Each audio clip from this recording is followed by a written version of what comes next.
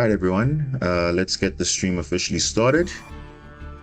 Hope you guys can hear me and the connection is good. We should be good for a few hours, so hopefully there's no major issues. But welcome. It's the new month, March. And yeah, it is still a long grind in terms of what we want to achieve, but it's the same meta as the title says, and the meta is broken. So it's still the same old. Queensmith's taking over, as Amina's taking over. All those good stuff is taking over. So we out here just trying our best, and that's all we can do. Just try our best. Thanks, Card Limits, for confirming you can hear me, and yeah, do appreciate everyone for stopping by, even if just for a few moments. And yeah, let's hope we have more streams. Hopefully I can stream a bit more. Last month I didn't stream as much, but I was traveling, but I am at home now, so at least that's a good thing. So hopefully there'll be some more opportunities to stream when I can. There are some changes happening in the background. As you can see, I'm a bit under the weather, so I'm not sounding my best today, but we hopefully going to get better soon. And yeah, this week I think there's a new pack coming out, so hopefully some new stuff. I think Card Limits mentioned earlier about Blue Eyes coming in. Hopefully there's other good stuff as well, but I don't know if Blue Eyes is going to be that great, because as we all know, Blue Eyes is good, but it's only good with a certain engine that's not there. So if that engine's not there, then I don't know, it will be like tier 1 or anything, but it is going to be interesting to see how Blue Eyes will be without that new engine. I'm talking about the Primite engine specifically. There are other engines you can definitely run with Blue Eyes in general, but I think the stronger, more consistent, more the best version of the deck will be the Primite Blue Eyes version, if we are going to get it. If not, it will probably come in the future. So definitely maybe by the next YCS not YCS, next World Championship, obviously, then it will probably be Primite Blue Eyes at that point. But time will tell. Hopefully by then the meta decks have kind of been power crept a little bit, because that's the thing with those type of decks. I mean, you can play Blue Eyes, you can play all those nice decks, but the problem is there'll just be other things that are better. So it is what it is. James says, is the Gladiator Beast support coming? I don't know. To be honest, we don't know what's coming at all. They decide when they want to release stuff. We should have gotten stuff months ago. We're only getting it now. So in a way, we don't know. We'll take it as it comes. If they announce something, we'll know only when they announce it. But otherwise, we don't know if the Gladiator support specifically is coming. But who knows?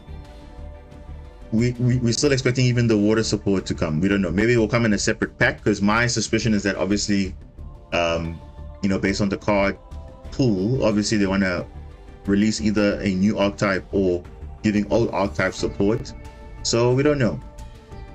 Maybe next month we'll probably get our water pack coming through again, with the shark stuff, the mermail stuff. Probably they'll release everything, because they can't now release some cards and then one or two cards later. I think they're going to probably release everything up front, because you can see what they're trying to do. They're trying to promote the stuff that they want to promote, and then the other stuff they'll just add it in later. So I think Blue Eye support is about 8 cards that are new. So because the rest of the Blue Eye stuff is coming from the structure deck, which most of the stuff is there, and obviously the good stuff is coming from the new support. So hopefully that will be nice. Obviously, Blue Eyes is a very good investment, I think, for the long term, because I don't think they'll ever, how would I say, hit the cards directly, because it's not like it is a broken deck per se, but not broken to the point where now, geez, it needs to be like ban worthy, if that makes sense, because it's like fair and respectable. Like, it's not like Snake Eye Fiendsmith, for example, which is just like ridiculous. Like those guys just keep going non-stop. So I don't know. We'll have to see how it goes, but Otherwise, the meta is just crazy right now, as I said. So we'll just see how it goes.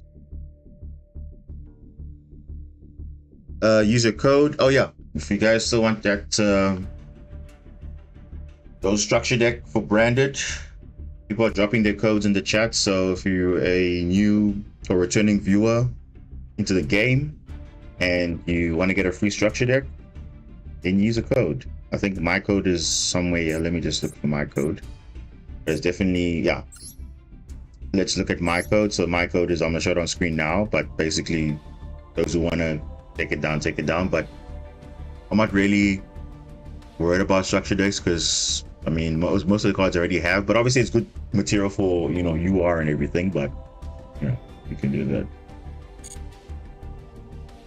It's gonna be interesting when the blue eye stuff comes, because I think that will be, you know, a long time coming, I think, because people are expecting blue eyes to come only like next year, but nah, they cannot leave it for too long, because given it just came out in the TCG like 2 weeks ago, so they can't like you know, release it too late. So use your code. The thing is, am I even a returning viewer? I don't know. Let's see. Will it even work? Because let's see if I even enter your code. Let's see if I enter it, because you see I cannot enter it because I am not a new or a returning player, because I am constantly playing the game. So yeah, I don't know. Oh, you tested it? Okay. So because it literally shows you like whether you are a rookie or like a returning player. So they tell you exactly what what qualifies as those who can use the code. First week of playing Master Duel, or users that have resumed playing after a month or more. So that's a returning player. But in my case, I always log on every now and then, so I'm definitely not a returning player. So even though I don't really play the game as much, but I do log on time to time just to get, like, you know, gems. And as you can see, I'm almost at 10k gems again. And yeah, I still have gems in the gift box as well. So I literally have gems for just playing the game naturally. So yeah, it's a new month, new season. We did make it to Diamond eventually. I don't know if I did tell you, but we did make it into Diamond. But again, as the title says, like, the meta is just so crazy right now, because you find yourself, you ranking up so high, and all of a sudden you're getting these random matchups, which is always the rank up, and then you just get the most unfavorable cards drawn, and then the opponent just has literally everything. And obviously disruptions versus your hand, if it's too much, you can't deal with it. So I ended up on Diamond 3 when I was in Diamond 1, and I D-ranked twice. So I was like, no, I'm not gonna even bother, because we all know how this game is. So it's like, whatever. So I'm not even gonna try hard too much. So, but I am slowly, you know, counting up the ranks. I did do, you know, 2 ranks on, like, you know, when I think it was yesterday. Oh yeah, just when the rank reset, I ranked up twice. So we're currently in Plat 3 at the moment, on the verge of getting to Diamond. But again, the deck list is the same. We are playing Marincess, of course. But I don't know, maybe this season I might change it up, because as you guys know, like, the meta is just crazy right now. So I feel like, you see, as much as our deck is okay, it cannot really deal with a lot of things. So, like, when we say a lot of things, we talk about like natural board breakers, actual things that actually disrupt them from playing. Because nowadays the hand traps, even you use your Maxis, even your Ash Blossom, doesn't even matter. It literally doesn't matter. Droll, to an extent, yes, it's fine, but the Fiendsmith engine doesn't care about draw at all. For example, if they have 2 effect monsters, they can just do that combo. But most decks they will lose to draw quite quickly. Even Imperm it's not even that strong, because you hand trap one thing, or you stop them at one point, but they still have other things. And that's the thing, the decks are becoming more resilient to these things. So honestly, at this point, I don't know, because in the absence of the water support that we're waiting on, and I mean water support, we're talking about the Mermaid Atlantean stuff. It is the thing that that this is a ceiling, unfortunately, that I have, because the next thing I have to now maybe find maybe another deck to play while waiting for that, because I mean, if I'm playing Marine's only, I mean, it will be longer grind games, and I don't want to be sitting here. You guys don't want me to sit here for 10 hours trying to play a game which is literally impossible to play, given the meta is quite unhealthy at this moment. So maybe I might play a different deck until, you know, you know, we get the actual support that we're looking for, because only then I can actually play this deck actually properly. Because right now I'm not playing the deck at its ceiling, because I've been playing online simulators, I've been playing, you know, where all the other cards are available, and trust me, it is definitely a different deck to play, because we will have the ability to do way more than what we already do now. Because again, we have a very linear combo, which is fine, but the way to get there is more or less the same. Normal summon, you keep going. If you stop the normal summon, that's pretty much it.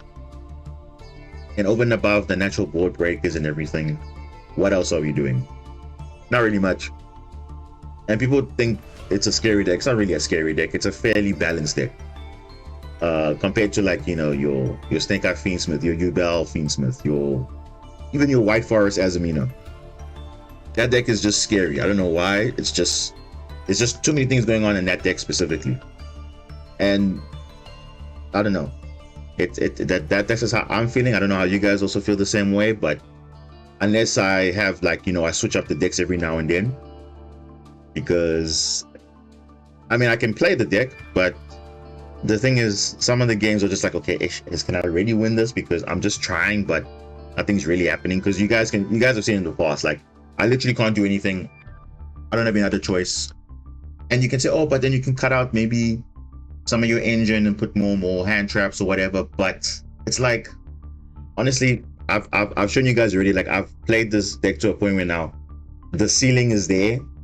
I know what this deck can do, but I feel like if I want to enjoy the game, I think I have to switch it up, because you honestly have to, you know, make sure that you're also enjoying yourself. And right now, I think for everyone, I'm thinking for everyone here, I think it's kind of, the format's quite wild at the moment. And especially now, if you're playing a game, you know for a fact, hey, this guy has like 10 plus disruptions. Can you really play through 10 plus disruptions? Not really. And if your deck naturally can do that, then I think you should be playing that deck, because that's the only way that you're going to actually have a chance. Otherwise, it is what it is. Zachary, I'm good. How are you doing? It's your first time here, or you've been a frequent viewer? Welcome nonetheless. Yeah, it's just yeah, it's just been a struggle there. I don't know. A struggle instead of like, okay, you play this game, but then it's like, yo, some of these matchups are like, why, bro? Like, why does it have to exist? On certain matchups, it's okay, but others are just like, oh, really? They're playing through so many things, and I don't even know. And when you try to have fun, you can't really have fun, because you can't play all your fun decks. Like, in reality, you can't really play your fun decks. So I don't know. That's just my feeling, but I'm sure everyone feels the same way. But yeah, I'm getting to a point now where I can't be playing the same deck all the time, knowing that we don't even have the support we need to play the game. So, yeah. Okay, going first at least, that's fine. You took a big break, but I went from rookie to plat 1 the last 2 days. That's, yeah, I mean, it's not that difficult actually to, oh my gosh, what is this, bro? What is this hand? Are you kidding me, game? Like this is exactly what I'm saying. Like, look at this. This is a going second hand, but I'm going first. So this is the hands I'm supposed to be seeing when I'm going second, but for some reason, when I'm going first, I'm seeing this hand. This is not a good hand at all. This is not good. Like, literally not good. I mean, yes, the hand traps are fine, but the problem is I'm going first. I don't need this, you know? I don't know what this algorithm thinks, but I honestly don't know.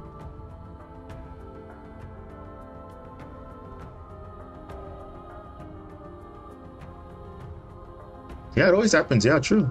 True. Very true, Crow. Very true. Because I don't think the issue is about being, you know, having all the hand traps in the world or whatever. It's just that the game decides what cards you want to have, and that's it.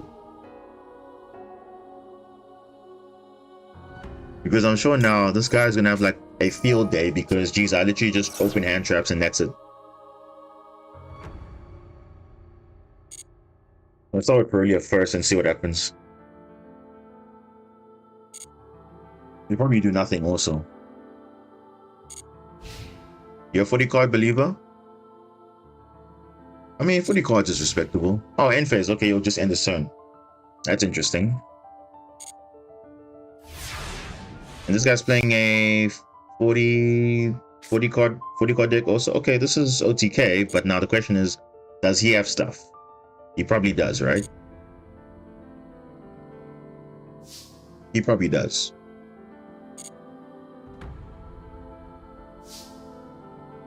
Yeah, he definitely has got some stuff here. He's definitely got stuff. But let's see what happens. I don't know. There's definitely a maxi, a full loss, something. Let's see.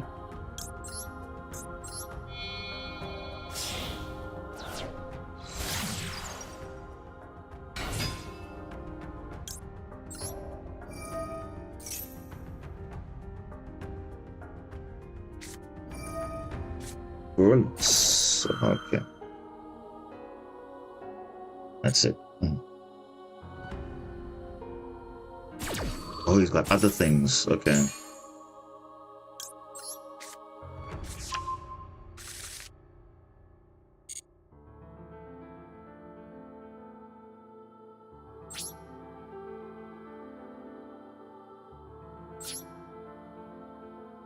He's got other stuff as well.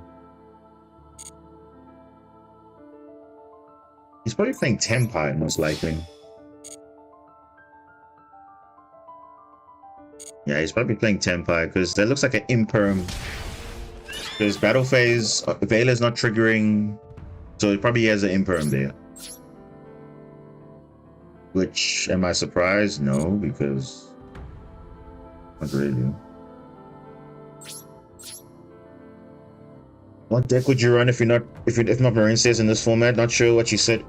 If you said that earlier, but I'm all ears now. No, so basically I'm just saying, like, I think I'll probably just switch it up. Like, if I feel like games are not going the way they're going, I'll probably just switch it up. So I did say like a while ago that I do like play other decks if I'm not playing Marine says, like, especially like, you know, when it comes to like events and stuff, you obviously have different showcase of events. So I'm thinking about maybe playing either, you know, like Ancient Gear, for example. That's a very good deck in general. I told you guys before, like, that's actually a very solid deck. I think I'll probably just play that because I know that one is very, it plays naturally into boards, and it's more satisfying when you break a board with like multiple stuff going on, and that deck can do it quite well because it's well equipped to do that.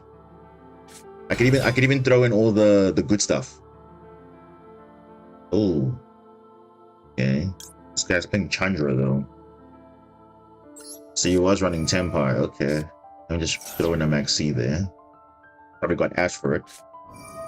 Of course he does.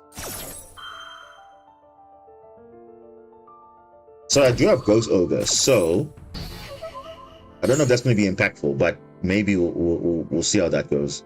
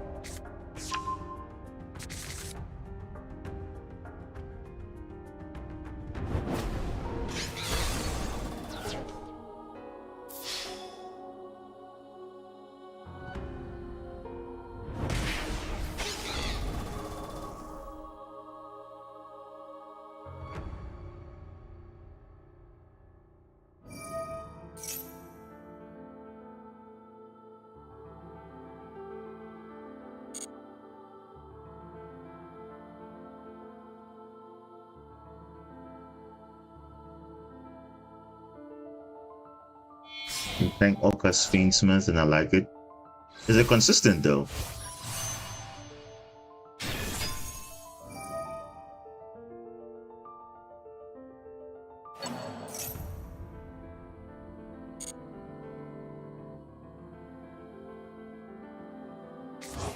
Deer Sworn, so Tenement Light Sworn is nice for breaking boards.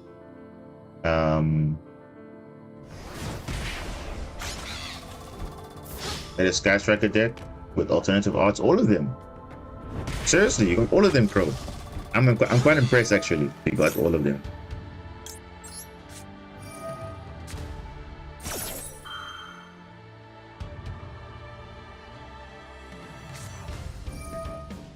He's just gonna win whatever, bro.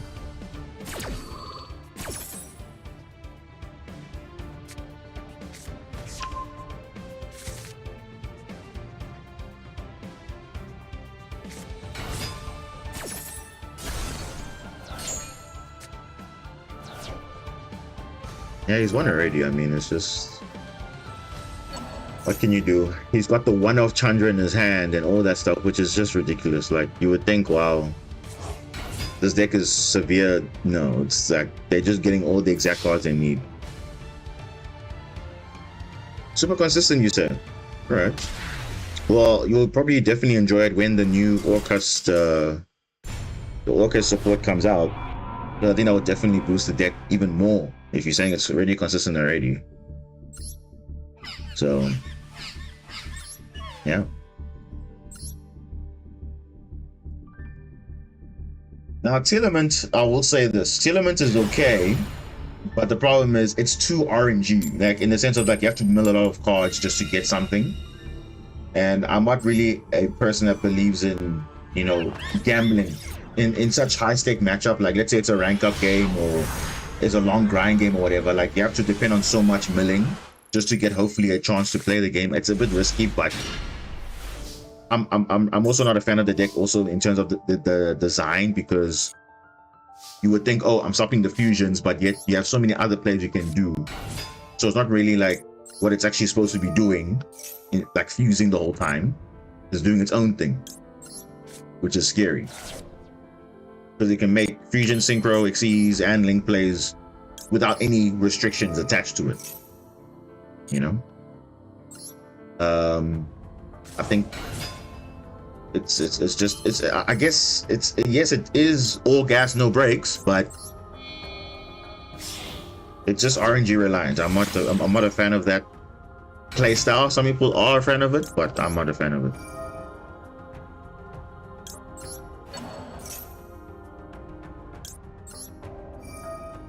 You have a Blue Eyes deck where I want Blue Eyes White Dragon to be the win con. Blue Eyes alternative ultimate. Jeez. Okay. But that card obviously is not going to be released in Masterduel because of oh my gosh, look at this, bro. What is this, man? You playing Centurion with Lava Golem? The format is that bad because people are literally playing Lava Golem now. Because people are spamming like 10 million monsters on the field. So am I surprised? Not really. I'm really not at this point. But at least I know what their hand is now. So there's no nib there, but...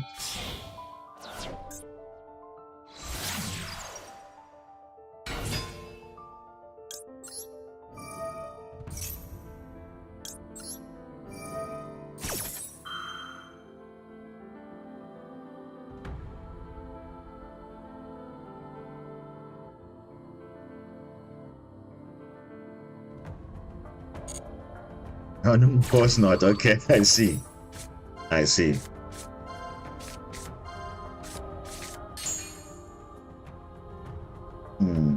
How much should I get here? I know they're playing Centurion.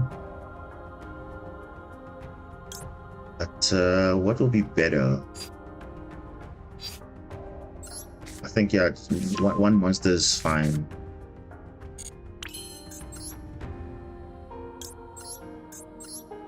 I think we'll just end on Bubble Reef and Double Wave. Should be sufficient, I think.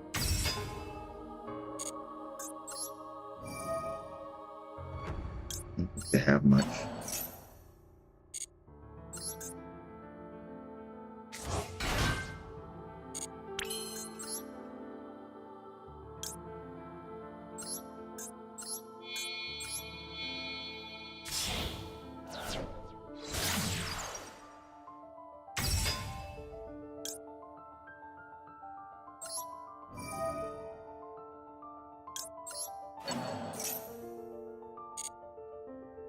It's Lava Golem. That's actually quite funny. So if he does use Lava Golem, it does take up your normal summon. I think people always forget that. So if you are a deck that wants to normal summon, then you shouldn't really be playing Lava Golem. I mean, yes, it's a good board breaker, but if you mainly do that, then if you don't really normal summon at all, then it's perfect. But if it's not, then it is what it is. And obviously you can run Spear Mode, but Spear Mode requires 3 monsters, whereas it requires 2. Most people are having in boards of like 4 monsters. So, are we surprised? No.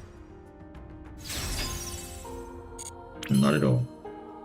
I think we're fine. Yeah, this is okay. Two wave. That's the best we can do. I don't think it will trigger talents because we are activating in the standby phase, which is, thank goodness. Yeah. In the Fiendsmith Azumina format, it's so often 3 or more. Definitely true because, geez, people are just over spamming the board. So I understand why fully people are running that. It makes sense. It's either that or they're running Retaliating Sea to counter the spells and everything. Because then everything gets into the grave when it's on the field. So that's how bad the format is right now.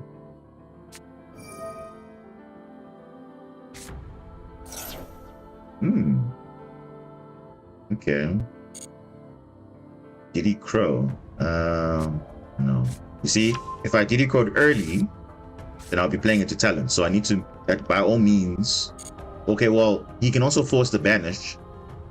Then by naturally playing. Oh, okay, that's. Oh. Okay. Okay, at least I can do this.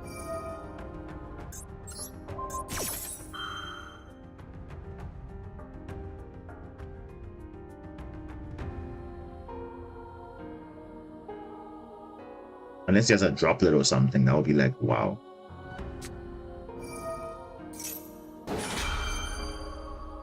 There's a Centurion. Okay, that's fine.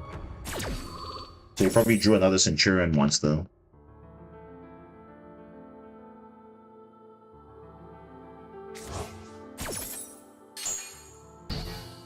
Okay.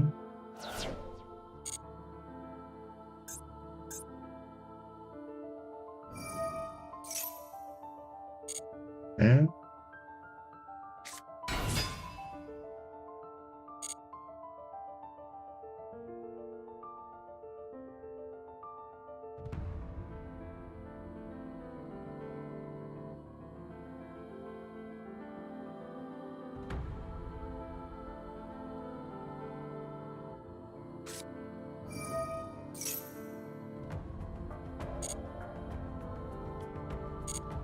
So Pokemon's in development of their own official simulator called Pokemon Champions. What about the one that they're having before? The Pokemon Go, is that not the one that people are playing now? Is that not the official card game, or is that something else?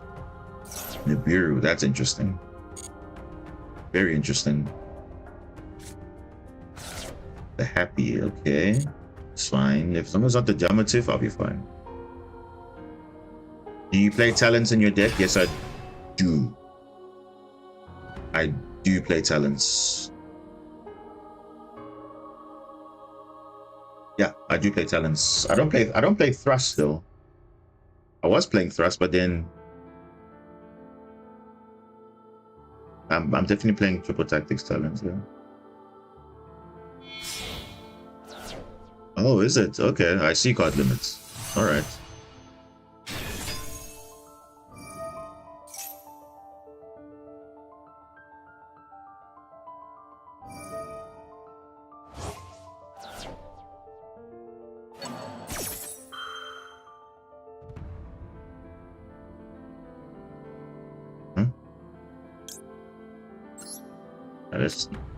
Let's not play into that.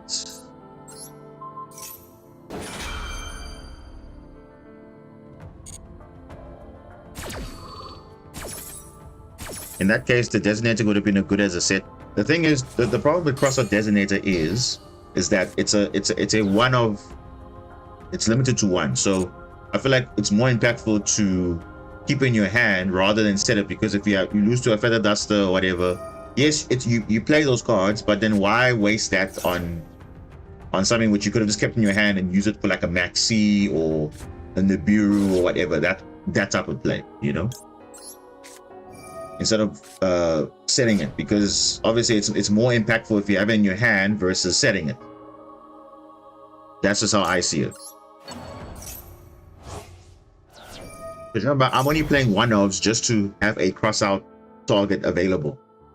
So I don't want to be like you see like this. I would have wasted the cross-out on a talent because I know I can play around it. Like what he's trying to do now is not working because I know I'm unaffected, so I'm fine.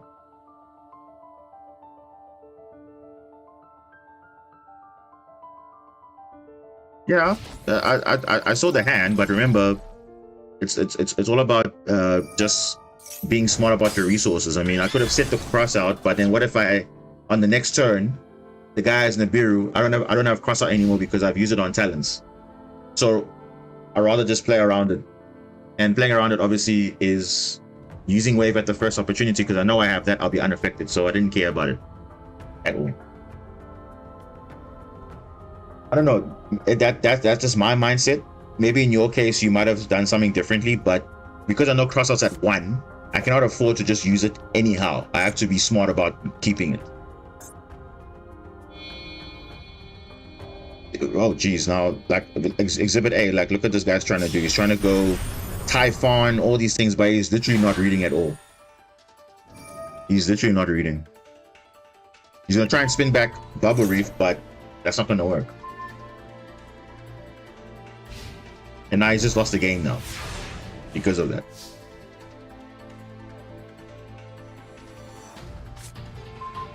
Yeah, the game's over.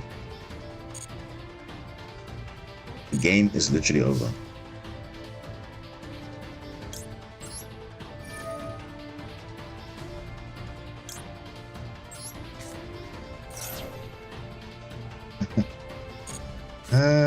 Yeah. Oh, that's okay. That's a bit too late. But okay, it doesn't matter, because you see, that's why we make sure we do everything like this.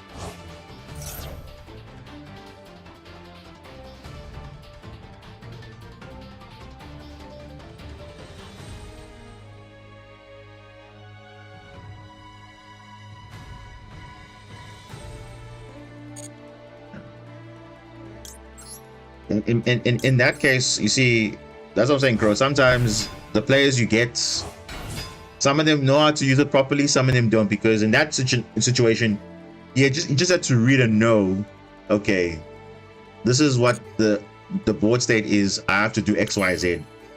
If he's not going to do that, then I don't know.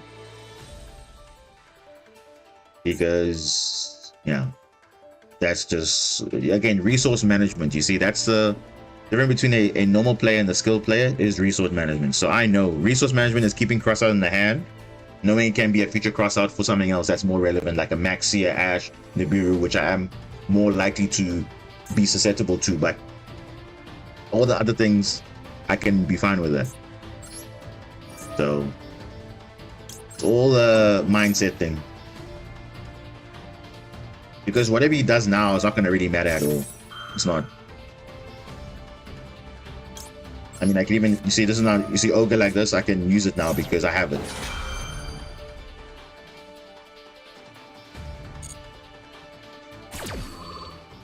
That's the thing, resource management for me, I would have let them without resources and they gain their talents. But remember, the talents we knew was not going to work because it's just, what?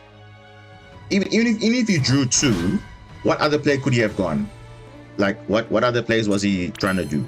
Because we had everything set up.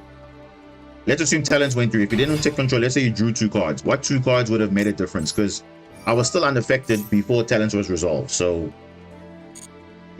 I didn't see any way where he could have had an advantage or in the upper game or whatever. Nothing. I don't think so. If you knew what he was doing, that it's, I don't know. Because you also don't know what they're thinking about when they make their plays. Because what I found also, Crow, sometimes some of these guys have too many options. Especially those meta decks, they have too many options because they have so many lines they can go to. They want to do full combo, but you don't have a lot of time to do those things. So you end up timing out because you want to have the maximum board possible, which is just, this isn't like TCG where you have a lot of time. You literally have like a few minutes. So you have to be smart in terms of, okay, getting the optimal combos as quick as possible. But hey, that's, I guess that's the difference between you and this player, unfortunately, because at least you probably knew what you were going to do, but others not so much. Yeah. Let me just get this.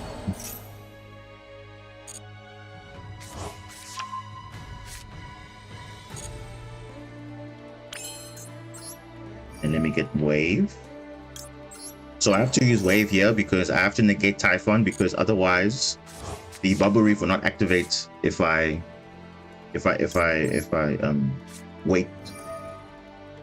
So I negate now, and then I know I can comfortably use bubble reef because it will be over 3,000 when I banish with Spring Growth effect.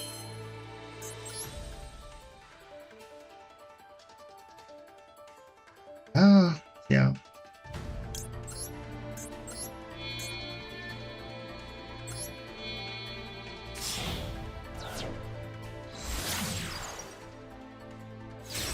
Yeah, true. The cards in the deck we don't know, but the cards in the hand we knew. So based on the hand knowledge, you pretty much know what their play is, because you can anticipate what they want to do. But obviously you can make sure, okay, based on their hand, they're probably going to have this and this and this, so therefore you can kind of play around it. Like, because I knew they had talents, okay, cool, I'm not gonna, or like you see versus the lava golem, I know I'm not gonna spam more monsters because I knew I had something you know, to deal with that. So let me just play one monster instead of more monsters, something like that. And I had double wave also, so obviously at the first chance, summon the monster, get unaffected. That's the main play, and then you just hope for the best after that, because they can't deal with their 3k monster. That's not big enough for them. And obviously, if they banish stuff, we have DD Crow in the previous turn or whatever to play around all those things. So we literally had everything covered. Not to say that my play was smart. It might have been a different play, but it's still, you know, we thought about it and we did the best to play around what we could, because you don't want to just play into stuff naturally. You don't want to just play into stuff like that.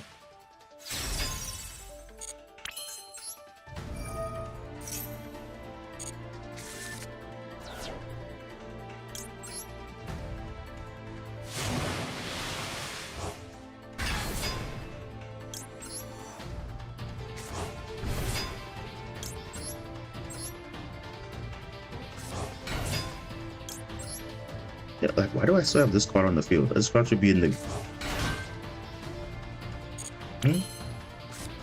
I'm literally confused now. 6.2.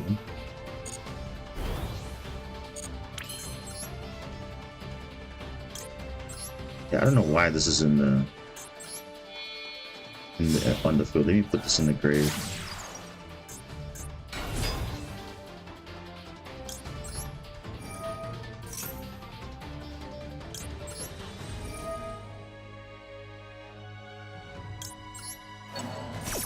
That's what I'm saying, Crow. That's what I'm saying. The difference between you and most people is that you know how to manage your resources. And obviously, you want to make sure that you, A, have a good follow-up. So that's why you see in my case, you see, even though he did all of that, even if I had no monster on the field afterwards, I still had good follow-up regardless, because my hand was stacked and my graveyard was stacked. So even if he had plays, I still had ways to deal with this board regardless, because I had follow-up still. But most people won't think about that. They just think about spamming the field with monsters, and they forget, oh wait, I need to have something for next turn. I don't. Meanwhile, I treat my opponent's resources as mine. Yeah, you just tribute everything away. You don't care. Soul exchange, soul is it soul crossing? The other, yeah, you just don't care. In card limiters case, he doesn't care. You attribute everything, literally everything. He's like, oh, thanks for your monsters. I'll gladly tribute them for mine.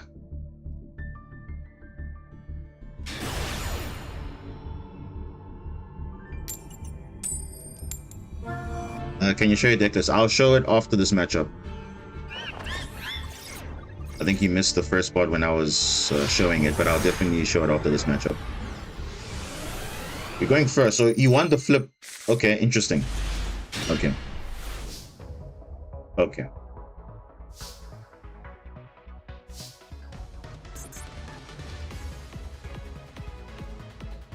Let's see. So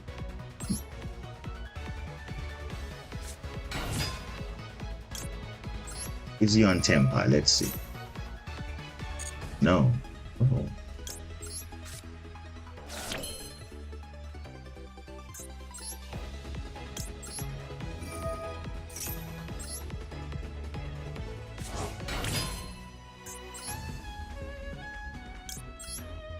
Let's see what you're playing.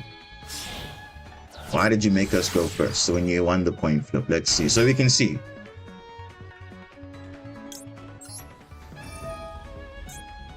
Okay, let's add this.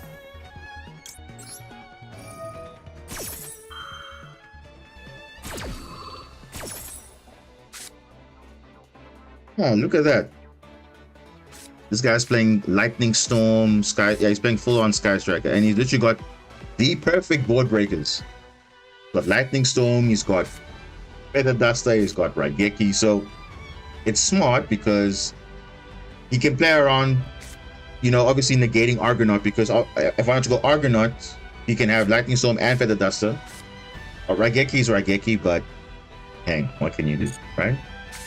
Okay, I've seen enough. It's literally stack day. So you see, in those situations, Crow, you see that you cannot do anything because they are literally prepared for breaking your board regardless. So yeah, let's just see what we can do here.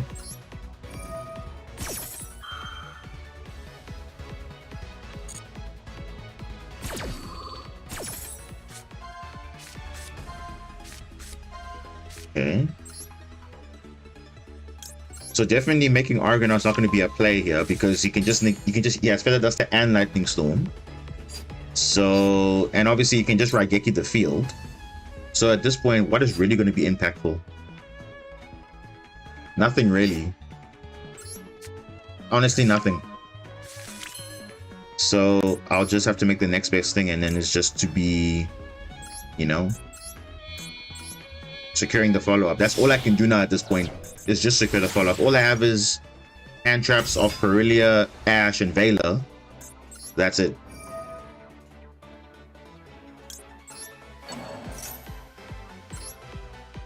You can see with Sky Striker, they are just driven by what's in their hand, and they play what's in their hand. In this case, this guy has a very stacked hand, so he's literally ready for breaking the board, literally breaking the board. So he's ready to play through like at least 3 Omni Negates, even if there was any Omni Negates on the field. The only thing missing is a droplet. That's all he's missing.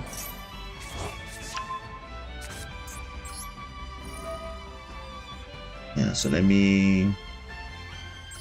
Yeah, let's just...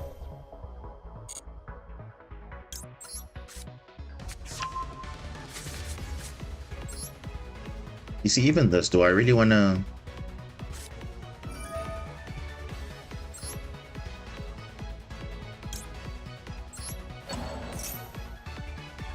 Is this deck free to play? I only have SR, Dust, and a bunch of hand traps. It's pretty much free to play. Like, it's not even that expensive. Oh, I didn't even use the effect of...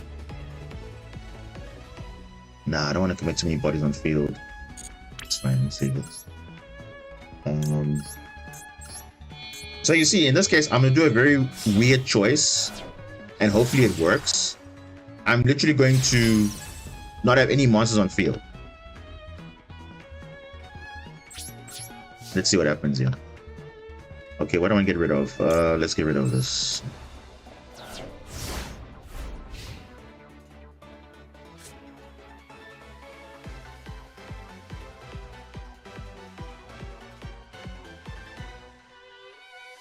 Yeah, I think I'm gonna do a very interesting play here.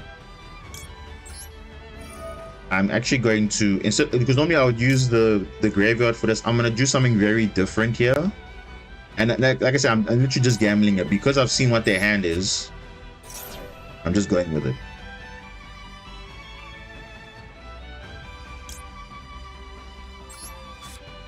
So now we can use Perillian now because I have no cards. So I'm just taking a gamble. We'll see how it goes. If maybe he has the Ash, maybe he has a Cobalt the Grave. It is what it is. I think for the URs, you just need 3. I can show you which ones you need.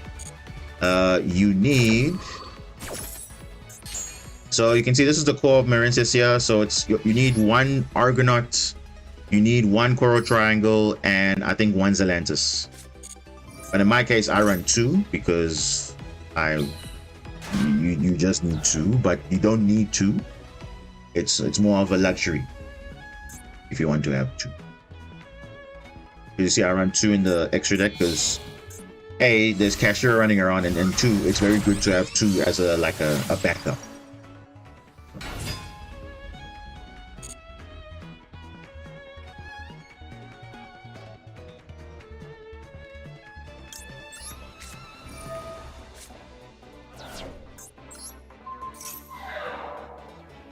Ice Stage Synchro, you don't need it. This is literally just an extra thing. You don't need it. You can rather run the package, the Ice Jade main deck monster, because you just need a 1 or 2. But it's also a SR as well. So it's a nice link 2 engine, basically. You can just discard a order and then it's a free link 2. So I'll show you the deck list afterwards just to show you what is like the core and then the extras which you can run. But like I said, if you have hand traps, the deck is relatively cheap. Like most of them are SRs, normals. It's very standard. Higari.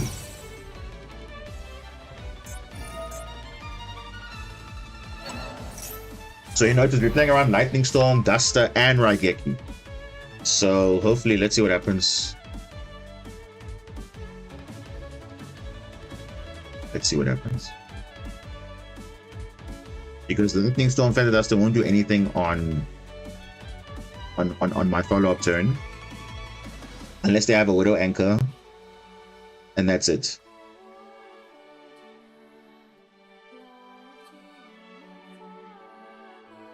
And even then, if they do have a Widow Anchor, well, what can they do?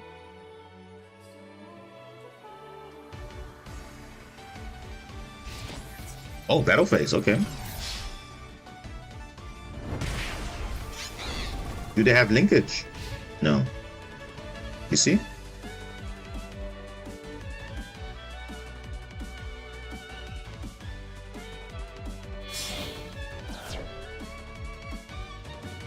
Don't you play Tri Brigade? Okay. Hey, Shizuku, nice. End phase, that's easy, just ash that. Yeah, just ash that.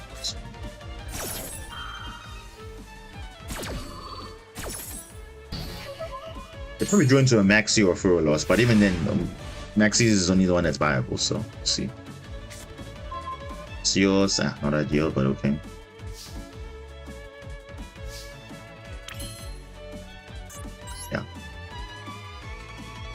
Let's get what is this? Let's do first things first. Let's check if that's Core by the Grave or not. So I'm going to shotgun. No, I'm gonna shotgun this first.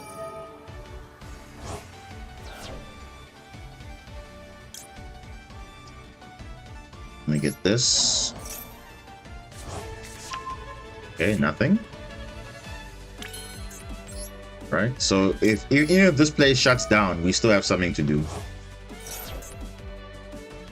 Yeah, no Maxi. You should be fairly fine, I think. You'll be fine.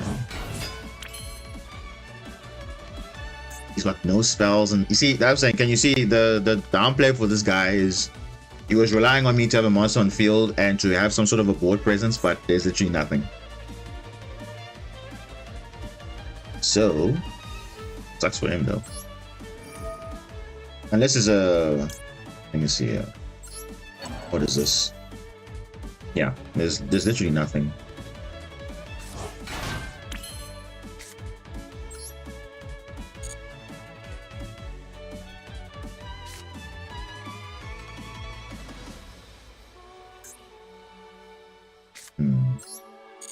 I'm thinking, should I play this just to play around Nibiru? I think these guys could have Nibiru, so let me just be smart about it. Might not be the smartest play, but let's see.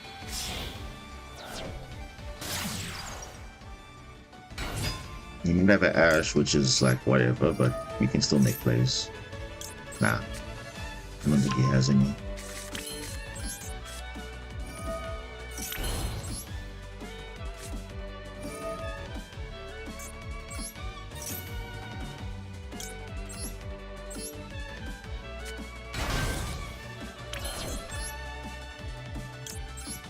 Okay.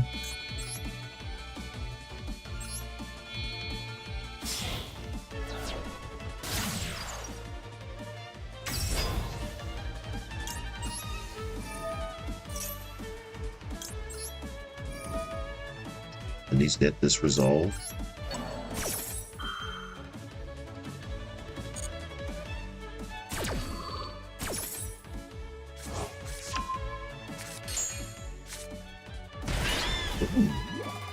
Okay. And I think we're fine.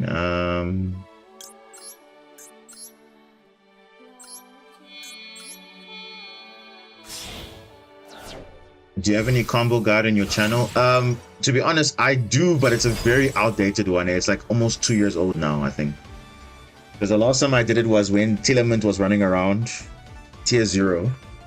But the back then the deck was played very different to how I play it now. So before then, it like I think Zelantis just came out, so the deck was played very differently, and also my playstyle was very different back then. But now I think it's progressed over time. So I think if you, I mean, you can look at it for specifically the Zelantis OTK guide, like to OTK with Zelantis, like the combos and stuff. But it's like a very short segment, but the other combos aren't really so relevant in that guide. But I do explain like the core engine and everything. You can look at it, there are timestamps, but I think it's good that you're watching the streams and everything, and you can see exactly what the combos are. But yeah, I think that would be the best thing I would say, because that guide is very old.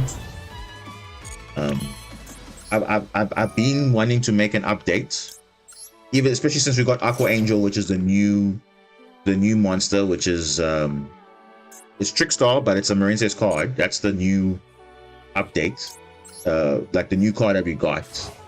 So I was planning to do one, but I think I'm waiting for, you know, a good time to make a proper comprehensive guide. Like not necessarily explaining combos, but it's almost like what is this play style with the deck, with the different engines you can play, you know, all those things. So I think that's something I'm looking at there. Oh geez, what's happening here? What am I doing here?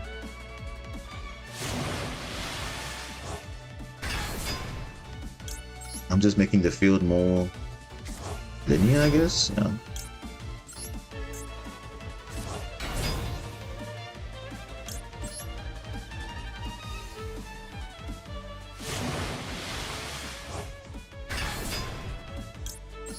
Ziku and Spring Girl, the girl of springs. Yeah, it's GG. Yeah, so yeah, so you can see in this matchup here what me and Crow were talking about. You see now here, because we know what this guy's hand was. You saw we had Lightning Storm, Harpy's Feather Duster, Raigeki. So he depended on me having a monster on field or back row or something like that. So we literally just gambled and played around all of that.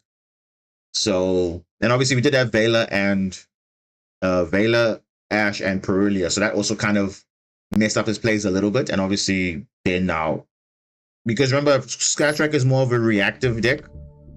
it's a control deck, but it's more reactive. Same thing with Labyrinth. If you don't have the plays going, and it's kind of like that. So yeah. Okay, the deck list. I promised the deck list. Here it is. So you'll see it's a 50 card list, but you'll find most people are running 40, which is fine. So I'll explain why I'm running 50, because I'm a believer of having a balance of, you know, engine and non-engine. So non-engine, obviously, we're talking about hand traps and board breakers. And then obviously engine is your main play, and then consistency. So yeah. Wait, what? Yeah, I know. No, I'm just saying, I'm explaining to anyone that doesn't know what happened there, because they'll think about, now, why did you banish your link 4?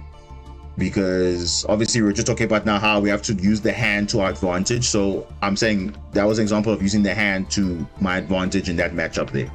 And what you said now about Sky Striker being very defensive, it obviously relies on you to use their resources. So exactly what you were saying. And that's what happened there, because you see they literally had nothing afterwards, and then the follow-up was just easier from there. So with this list here, so you'll see I'll literally cut out all the, you know, so you'll see the core of the deck is quite cheap. So let me just cut out all of this. Just take away all of this, all these hand traps, all these board breakers, all these extra cards, like just stuff you don't really need in terms of the core, but I'll explain it. Why? Let me just run this out, take this out, this out, this out. What do we need? About 20, this and this and this. Okay. And yeah. So this is what I think, in my opinion, is the ratios I think you would need to run as a starter. So yes, my list is weird, but remember, I'm an experienced player. So if you're a new player, this is how I will explain it. So this is, like, in my opinion, this is the core to start off with, and the ratios you'll see why. So you can see the deck is fairly cheap, right? Only 3 URs you need, which is your main monster Argonaut, and then your Coral Triangle. That's your 2 URs. That's core. Then the other one is Atlantis. It is in secret packs. So you do need minimum 1, because this is your best card going second, especially for breaking boards, because of a unique interaction with you being locked into water monsters for the rest of the turn. So when you are locked into water monsters for the rest of the turn, when you use Atlantis' effect, you banish all monsters on field, and then you special summon those monsters back, but only if they are water monsters. If they're not water monsters, they don't come back. So it's kind of like a board breaker in a way, because it literally can board up the entire field of your opponent, and then nothing comes back, which is insane. Because in the meta right now, people are not playing water decks as much, so it literally clears the board quite completely. So this is Marinces's best chance going second.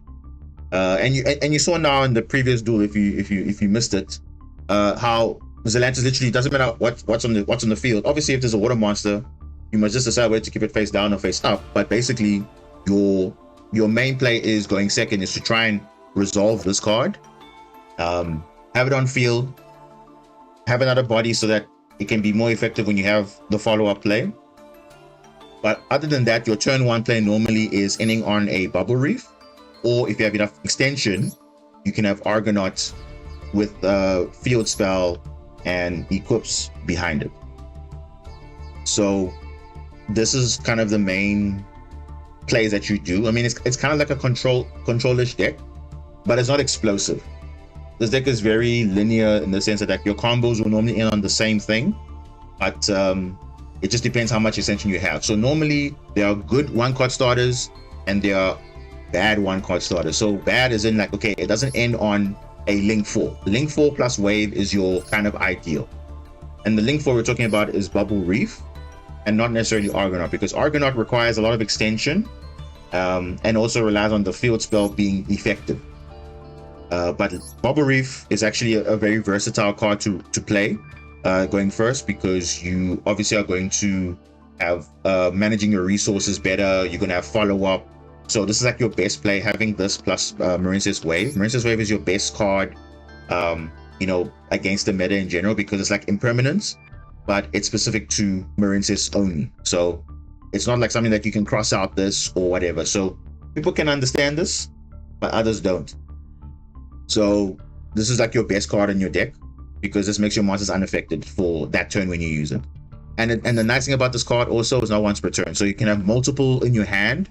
It's not bad, because people think, oh, having multiple of this is bad. Yes, hard drawing it, maybe going second is bad, but if you have two, one in your deck, one you can search, it's actually quite good.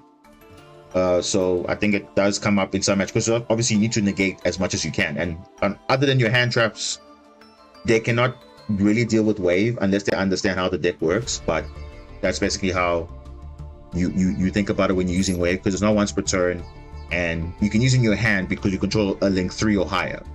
So if you control a link 3 or higher, you can activate it from your hand. If you control a link 2 or higher, then your monsters become unaffected. So always remember that. Then your main deck monsters, the good combo starters is your Blue Tang, is your Spring Girl, and Aqua Angel, and then also Seal. So there are 4 monsters which are very good. The other ones, Pascalis, Basilima, and Mandarin, they're okay, but they're not ideal one-cost starters because they only give you a link 3 plus wave. Link 3 plus wave in this case is going to be Coral Triangle.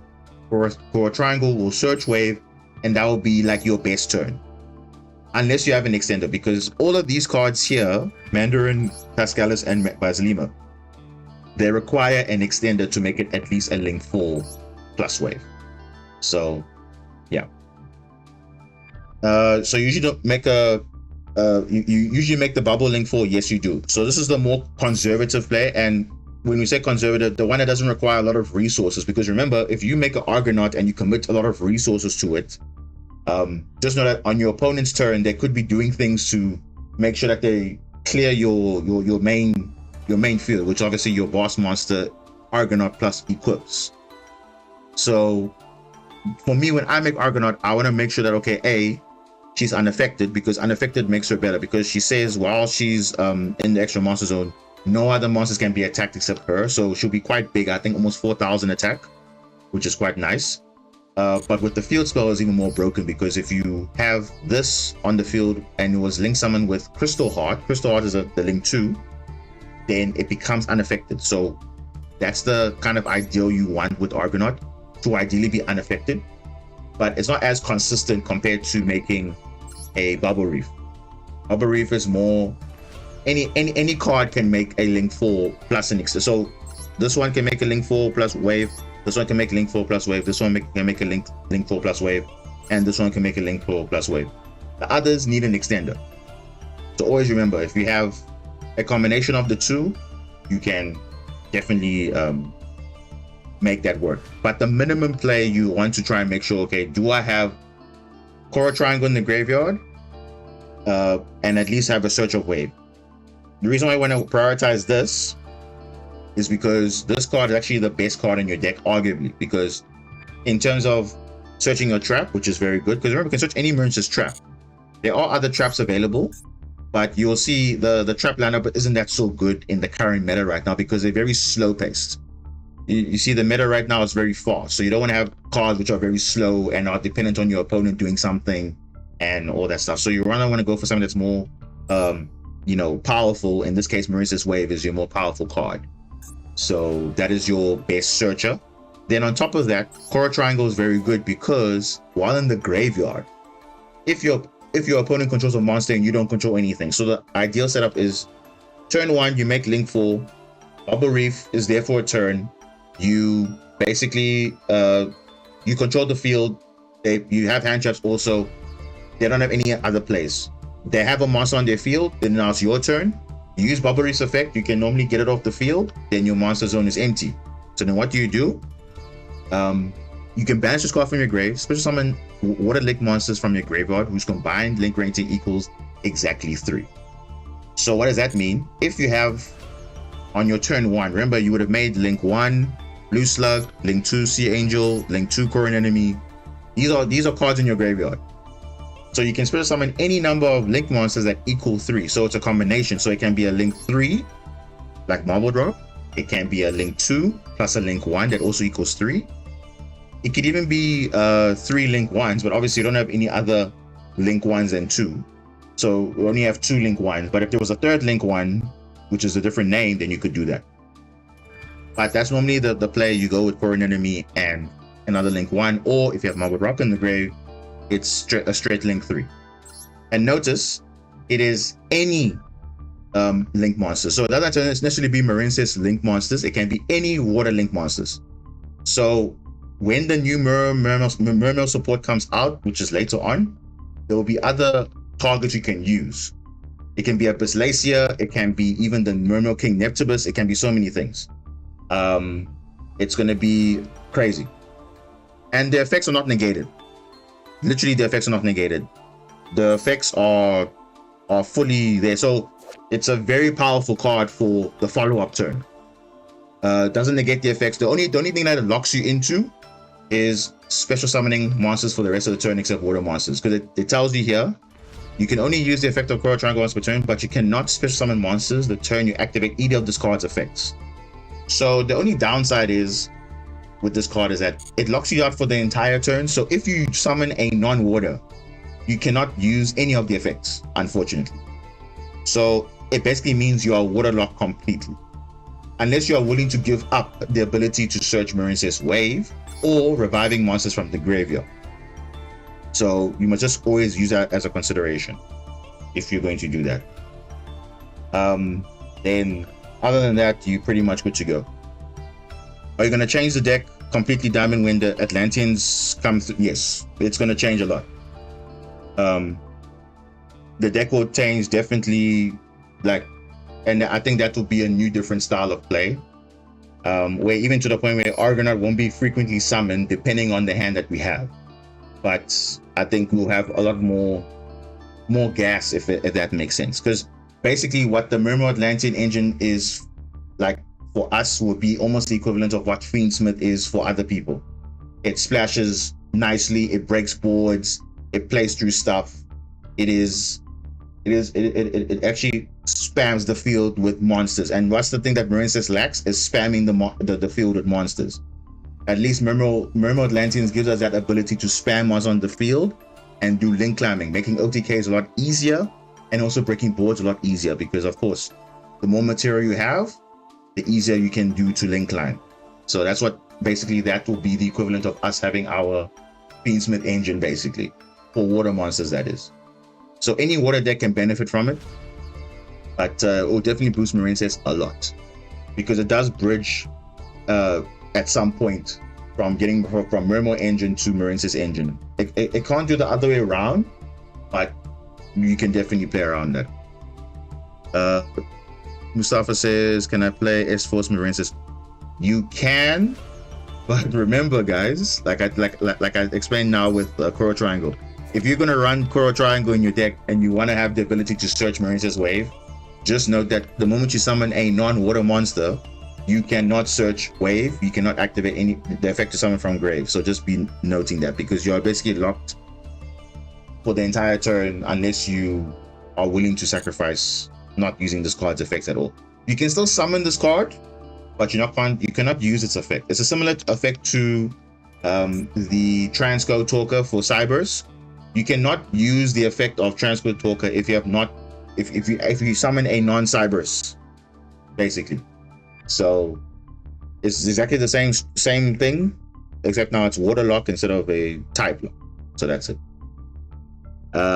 So yeah, in terms of the core, as you can see, this is the core I would say is relevant because A, you got relatively consistent starters, and also you got at least a balance of having mixing hand traps and board breakers. Obviously, if you have 20 cards, you can also splash in 20 cards. The ratios you can decide, that's up to you. But even the extra deck, you have 3 slots extra. That's completely up to you. You can run double Bubble Reef. Most people are doing that. I do that. I run double Zelantis. You can definitely do that because that is needed, especially for, you know, the grind game. A second Zelantis is very good for the grind game. A second Bubble Reef is good for grinding because, of course, after turn 1, they might clear your first one. Then you don't have a second way to get it back. And you don't want to really use, like, Blue Slug, for example, to replenish it back because what I want to use in the later combo. So that's what it kind of is. So it really is, you know, up to you what you want to do. Most people are running Stealth Kraken. Most people are running Splash Mage. Now, I will say this. If you're going to be running Zelantis, I think you should definitely consider running this card because you'll see in most Marincess lists, you'll see people running Splash Mage, which is fine. But just note that it does, yes, give you any, it basically makes any Marincess monster full Link 4 combo, but you are basically going to be locked into Cyberse only. So that means if you're going second, you cannot go Zelantis play because Zelantis, unfortunately, is a Sea Serpent, not a Cyberse. So you don't want to be in a situation now where you're locking yourself into Cyberse when you're already locked into water. So you don't want to complicate yourself like that. Just rather not play this card than you know, okay, you have the ability to go to any water monster and not just a specific type like Cyberse only. Because it will give you a Link 4 with any Marincess monster, but also the downside is you don't have the follow-up of Coral Triangle, and you won't have the ability to search wave because most combos don't end on that. When you use Splash Mage, you will not end on that line to have follow-up. Yes, it's all going to give you your Link 4 as you wanted because you're going to go current enemy, revive back Splash Mage because it's 1100 attack, and it can revive 1500 or less. That will give you your Link 4 access, but now you don't have wave. So Bubble Reef on its, like, without wave is kind of like not effective because yes, you're going to draw a card, but you have to pray that it's wave or a very good hand trap, which obviously you don't want to be in that situation because what if they ash it and then you have nothing? At least you got wave as a backup. Even if Bubble Reef gets dropleted or whatever, you still got an option to have wave. Splash Mage doesn't give you that line all the time, but I also don't want to think about it because you go second a lot during this game, and going second, we know how broken it is. So if you have the ability to board wipe, why are you restricting yourself now because you're running Splash Mage? So I wouldn't even consider this card at all, but you will see it in other lists. But that is that. The hand traps I think that are good right now.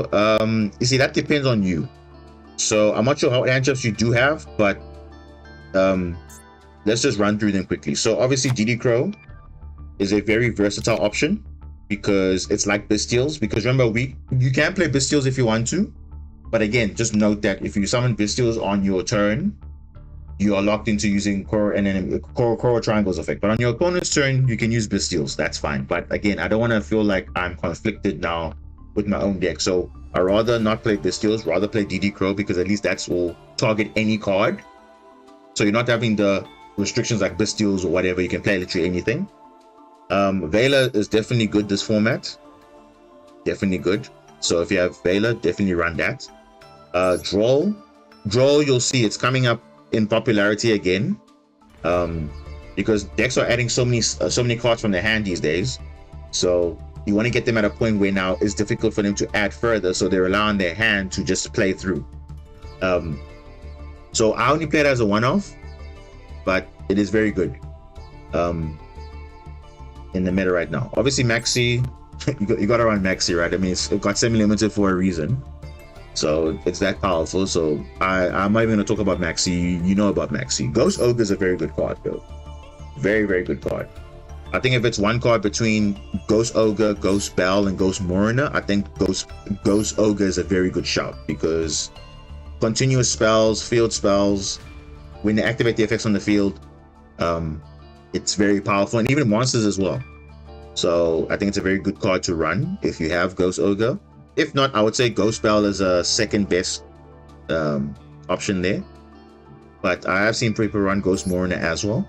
But I think Ghost Ogre is a pretty good shot in the format. Obviously Ash, we all know how Ash is pretty good. Now the Moltommies, Full Loss is slightly better obviously than Perelia, of course, but then again, Perelia does hurt some decks in some niches, just depends what's happening. So Full Loss, obviously the deck and extra deck, Perelia obviously is the hand. So Obviously, Flow Loss is more popular, so that's up to you how many copies you want to run. But just note that you have to have a balance between board breakers and hand traps. So already people are running 3 Ash, 2 Maxi, maybe a Molchami Flow Loss, and then obviously have Call by the Grave and all those other things. I run Dark Ruler no more. Dark Ruler no more is a pretty good card in this format, I think, because people again are spamming like 4 monsters on the field, Omni negates, everything. So it gives you at least a fighting chance. Okay. Doesn't automatically win games automatically, but it does in some cases do very well. So that's where now Zelantis comes in, because if you use this and the game state is straightforward, you play this, you get Zelantis, you board up the field, then they have to basically start again from scratch if they have enough follow-up. You could also argue that, okay, maybe you can run Feather Duster or Heavy Storm, depending on what you have, but Feather Duster is a good shout. Heavy Storm's a good shout. If you're running Thrust into Talons is also good. I see also people running Book of Eclipse. It's a pretty old card, but it's still pretty powerful. So yeah, it really is a good board breaker, definitely, because it flips everything face down. Though it does lose to an Ash though, so just be mindful, because remember it does say at the end phase draw cards. So yeah, evenly, to be honest, I've rarely used evenly, and it's in my deck though, but I don't think evenly comes up as much compared to Droplet. I think Droplet is a pretty good shot also in the format, though remember, if you're playing against Cash, unfortunately it doesn't work against anti-graveyard decks, but that's when evenly match comes in nicely there. So it's really a pick and choose type of thing. There's also D-Barrier. D-Barrier can be search off thrust, so we can definitely run D-Barrier, because that shuts down, you know, Tempai, Dragon, if they play go Synchro, Fusion, Ubel, especially for Peensmith, the Fusion also, so that's also pretty good. Synchro for White Forest as a Mina. Well, they'll probably just go Fusion plays, but it will shut down the White Forest lines basically because it's Synchro. Xyz obviously for Kashtira. Pendulum if you are playing Pendulum, but again, you rarely see people playing Pendulum. So obviously there's nothing for Link, so we'll see how it goes. Then what other hand traps have I forgotten? Imperm is good, but sometimes I feel like it's not as effective because yeah, the board states are just ridiculous. I mean, yes, sometimes you're going 1-for-1, but yeah, it's not always it in some points it is a good choke point, but most cases it's not. So if you have Imperm, you can run it, but I think that's up to you if you want to run it, but nothing wrong with it. I think Veiler is more of a shout than Imperm, but then again, Veiler plays into Talons and then Imperm plays around it, so again, you must pick your poison there. Obviously, cross out and call by, it's a given, right? You have to play it. Should you play 2 call by, 1 cross out? Definitely play 1 cross out, because, and obviously Nibiru too. Nibiru is also a good shout, especially in this format. If people are spamming monsters on the field, it's good to have you know, Nibiru on field.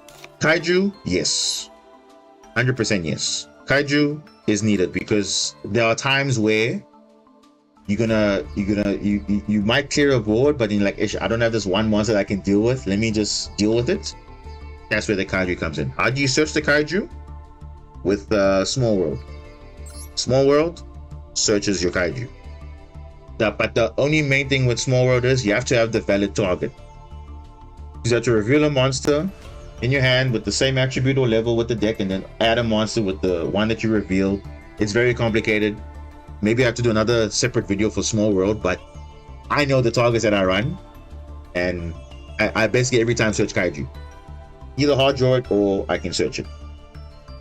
There's also another method you can search it. You can also use Foolish Burial Goods to send Ice Barrier. Ice Barrier can send a level 5 or higher water monster from your deck to the graveyard, and then you can add any water monster from your grave. And obviously, if you search a Kaiju, you can search it to your hand. That's another way, but the problem is it's 2 cards. if you draw the ice barrier, it's bad, but it's not also like a bad thing also, because you can use it on the field also. But foolish barrier goods, ice barrier is also the combo too. So that is that.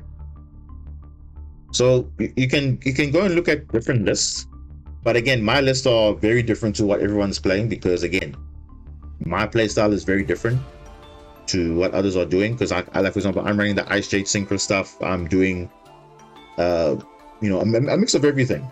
Also playing a lot of extenders as well, specifically Kashira Ogre, because Kashira Ogre is like probably your best extender in the deck, because it's a free special summon, doesn't do anything, doesn't cost you anything, and it is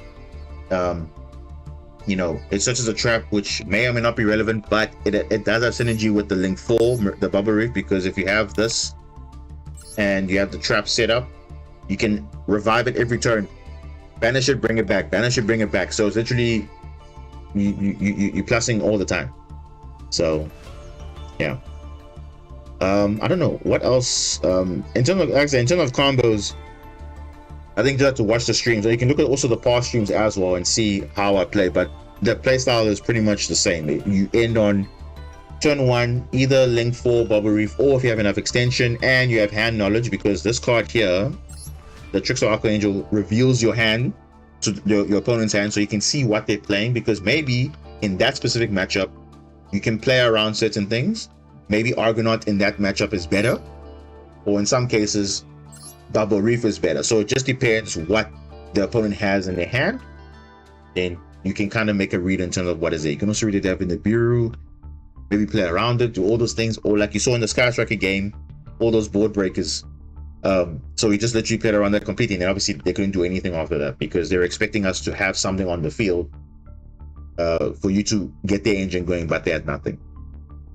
So that's pretty much it. So really, you will have to just see how the streams are, but maybe in the future I will probably make a proper a proper updated guide for 2025, maybe, because it has been a while since I made that last guide, and I think that guide is definitely outdated 100%. So I think I have to redo it again, but specific parts, and it might not be necessarily one video, it might be a series of videos, because there's so much things I must explain now. Obviously there's different engines you can play, there's different tech cards you can run, what you do in against certain matchups, what specific combo lines are there, and so the only thing that is the same from the old guide would be the Zelantis OTK lines, with basically 2-card combo, which is a field spell or dive, one of the two, plus a specific monster. So it just depends what you have. So that's the basic 2-card combo. There's also 3-card combo, 4-card combo, but those are more advanced. This OTK from the graveyard, starting with Coral Triangle. What do you do there? You guys saw it now. It's basically that. So there's so many ways you can do it, but the one that is the same is that video. So that's the only part I'll probably just reference to that specific video, where you can go back and look at that specific part. But if there's any advanced things, then I'll obviously bring it up in that feature guide when that comes out. So I'll probably have to work on that, but I'm waiting for the new water support to come out. Then I'll make it, because I think after that we'll probably have to wait for another while till we get more water support.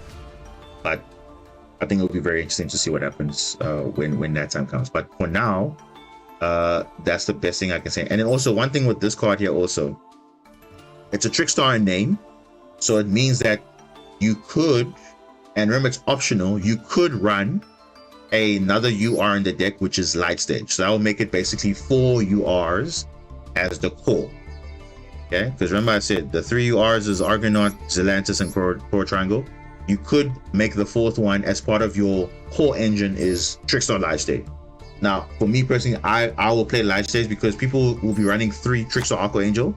But remember, Trickstar Aqua Angel's effects are only once per duel. So it doesn't feel like it, but it doesn't come up all the time. Like, okay, once you use it, like, you're not going to bother about it. So I'd rather just play 2 Aqua Angel and 1 Light Stage. Yes, you do play into draw. I understand that argument. it does play into draw, but you can just play 3 of this. It's totally fine. It's optional. But I just think for Master Duel, especially for going second, this is a very good card to play, because this can disrupt your opponent's back row. They cannot activate it while this card's on the field, and not once per turn searching this is actually pretty powerful. So that's just my take on it. But you can totally get away with just running 2 or 3. You can play 3, that's also fine too. Then that's up to you. You can even play 1 Basilima. I'm running 2 for some reason. You don't have to play 2, you can play 1. Then your 20 becomes like this. The reason why I play 2 Basilima is because, remember, we're in a format where you are playing Promethean Princess, people are playing destruction cards, so you want to have that extra protection against those boards naturally, not relying on now you have to be unaffected first to play board. No. So that's why you're doing that. Oh, the MSC effect, yes.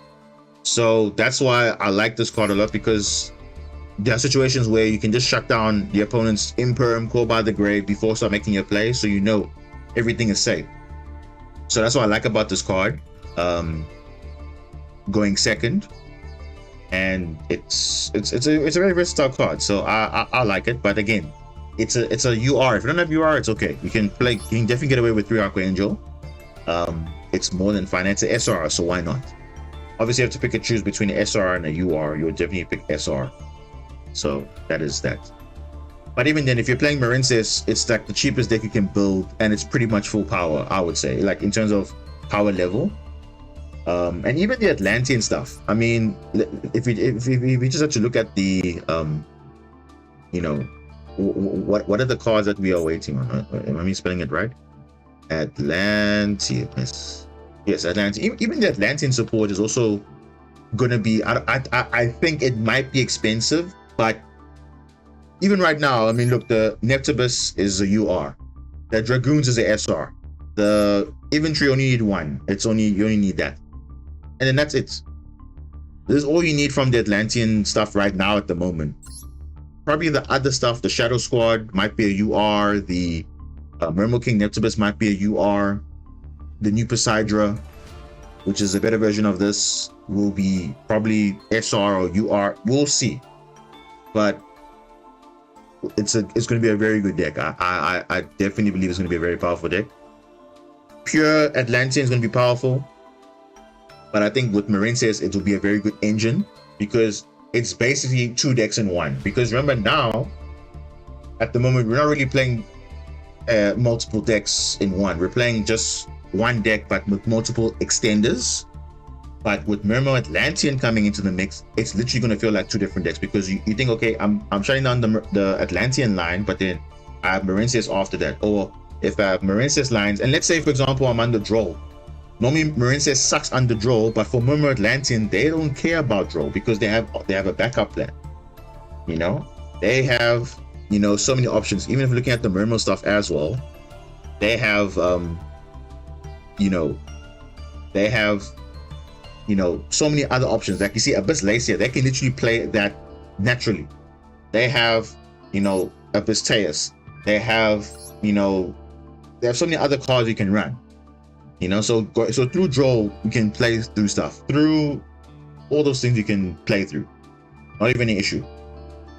You need warrior statue. You need water barrier statue in your deck. I already do. I was just showing you know, what the core of the deck is. My deck specifically, I run barrier statue and June Moon because they're small wood bridges. So that's why I run it. Let me just show you the deck again, just so that I can show you collector. That I am running barrier statue. Just to show you. You can see there's barrier statue, and then there's June Moon, because they're literally there just for small wood bridge. That's it. They're literally good for small wood bridges, and that's all. So I'm definitely running barrier statue. There's no way. I mean, yes, you don't need it, but in this format you probably do need it. So that's what I'm saying. In the future, this deck's going to be great. When I say great, I mean it's going to be actually a lot more enjoyable to play, because it'll literally feel like 2 decks in 1. So that hasn't been played like that before, but it will be. Water barrier statue shut down non-water. Yes, it shuts down Duel completely because 0 attack monsters can't do anything against 1000 attack. That literally shuts down Duel. Doesn't shut down Fiendsmith though, to an extent, but shuts down Duel completely. Shuts down everything that's on water. Yeah, unless you have an out to it specifically, but otherwise no. That is it. So yeah, hopefully that's explains most of it if you're gonna build it. But yeah, we'll see how it goes when that support comes. But for now, this is what we're running with. No real complaints. Let's continue on.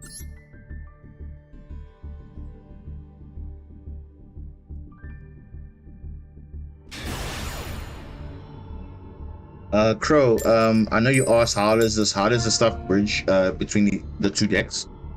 So like I said, the Mirror Atlantean engine bridges into Marince's engine because there's a specific card that searches for a level 3 water monster, and that level 3 water monster in our case will be Marince's Seahorse. So you can kind of figure out from there which one is the bridge and which one is not. Oh, okay, this is not ideal. Shifter. Jeez, people are still playing that card.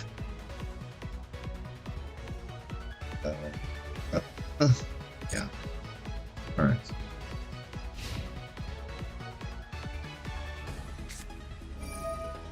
Oh, it's a stun deck. Oh, well, that sucks. Okay. Ish. Ooh, okay. Hashira Ogre. Okay, let me Feather Duster. Oh, Mirror Force. Jeez. Look at this guy, bro. Okay, well. Yeah. No problem, man. All good. Like I said, if you just watch my streams, and every now and then I'll be explaining stuff, so it's all good. But I think a updated combo guide is going to be needed, so we'll see how that goes. Barrier statue, that is so funny. Speaking about that, actually, look at this guy, bro. He's sitting on spear mode and all these cards. Look at this. Barrier statue, that is actually funny. Wow. Okay, I'm actually gonna put that on field because yeah, so what actually a card I don't want them to see. Time Terry Morganite. Nah, I don't want them to have that. And main 2. Okay. And that's it.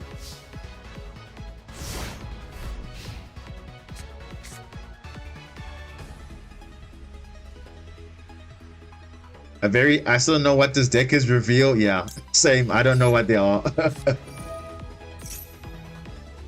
But it looks like they're stun deck though, because they're playing Mirror Force, Clockwork Knight. They're definitely a stun deck. And they're playing Spear Mode and all those other cards. And Barrier Statue. So yeah, it's definitely... Oh. Oh wow. Barrier Statue. I wonder if that's gonna hurt me. No. Oh wow. Oh, okay. Moon Mirror Shield. Who would have thought? It actually does something. It actually does. Ironically enough. Who would have thought? Oh, water monsters. I cannot do anything against water monsters. Uh-oh.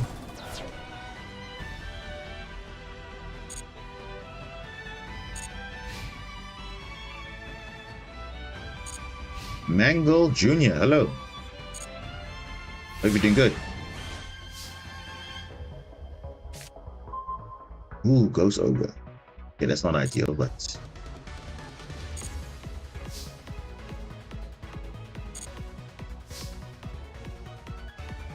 The fact that Barrier Statue sucks against you is so funny. Yep, it is the funniest thing ever to be like, oh, what? Oh, what is this? Uh-oh. Barrier statue. And it makes sense, right? Because the other ones, people are playing that, so it just makes sense, right? Yeah. It just makes sense.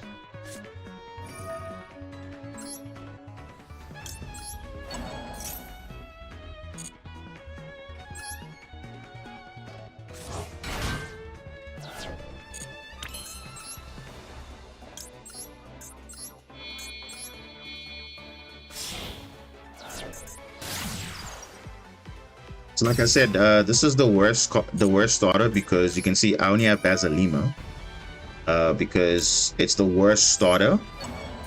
So I can only go Link 3 with Wave. See, if I had an extender, I could have gone like if Kashiro Ogre was still there, I could have gone into that, but I can't at the moment.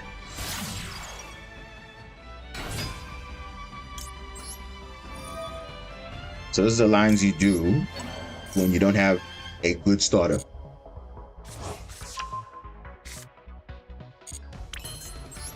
Though in this matchup, it's actually very good because I actually, if there's a destruction effect, at least I'm protected from that. So you see, you notice the setup we're having. We're having Link 1s, we have a Link 2, and then we have a Link 3 on field. If he crashes this, then we have a Link 3 set up all for next turn. And now we're searching Wave, and this is like the best we can do at this point. I mean, we have all these hand traps, but not really going to be effective, so we'll see. And that's it.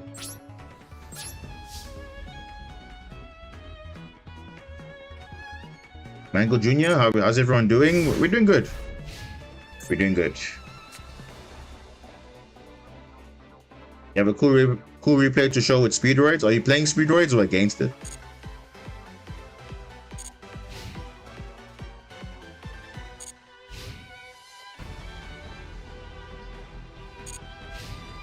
Oh, what?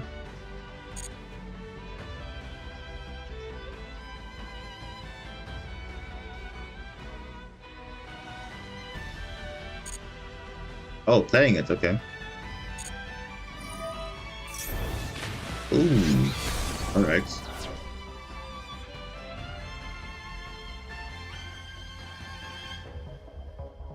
Barrier statue doing absolutely nothing. Well, they are, but it's Moon Mirror Shield that's doing something. End phase.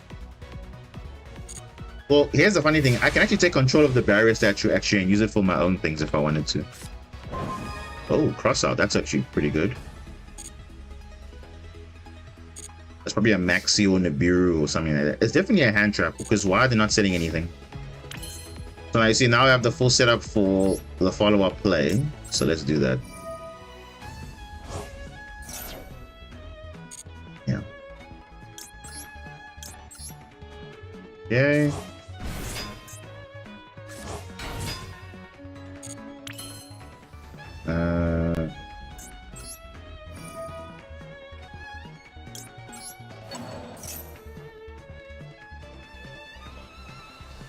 Ooh, you have Lightning Storm, but no Feather Duster. Okay. I think for now, just play Lightning Storm, but I think ideally Feather Duster would be better. Because with Lightning Storm, you must control no face-up cards. That's the only downside with that.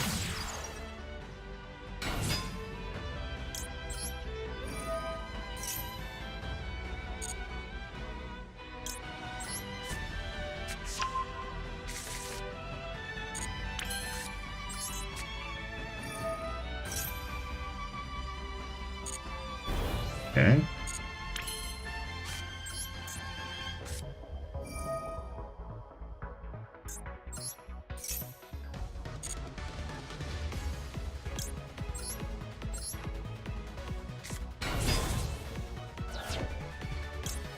Yeah, actually, Twin Twist is actually pretty good.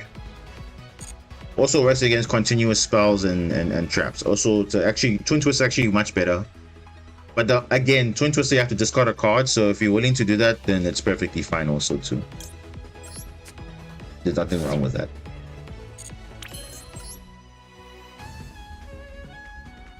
Okay, let me see here.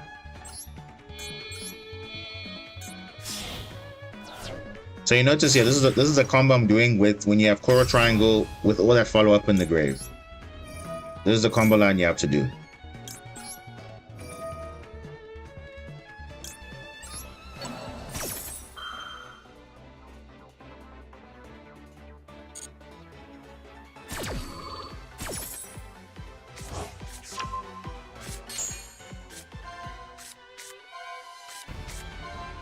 Ooh, Aqua Angel. Okay.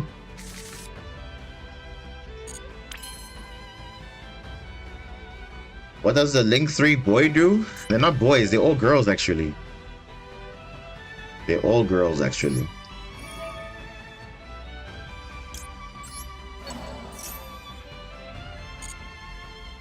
So this card is actually quite good because it recycles a Marine's card from grave, but also on the field, it protects your monsters from being destroyed by battle.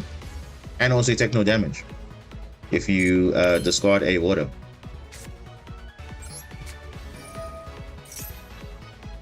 Yeah, I'm gonna now. So you can see Aqua Angel's effect coming in now. You can actually look at the hand and see what it is. Yeah, it's the only basically boy here is Zelantis, but it's a sea serpent, not a dragon. Sea serpent.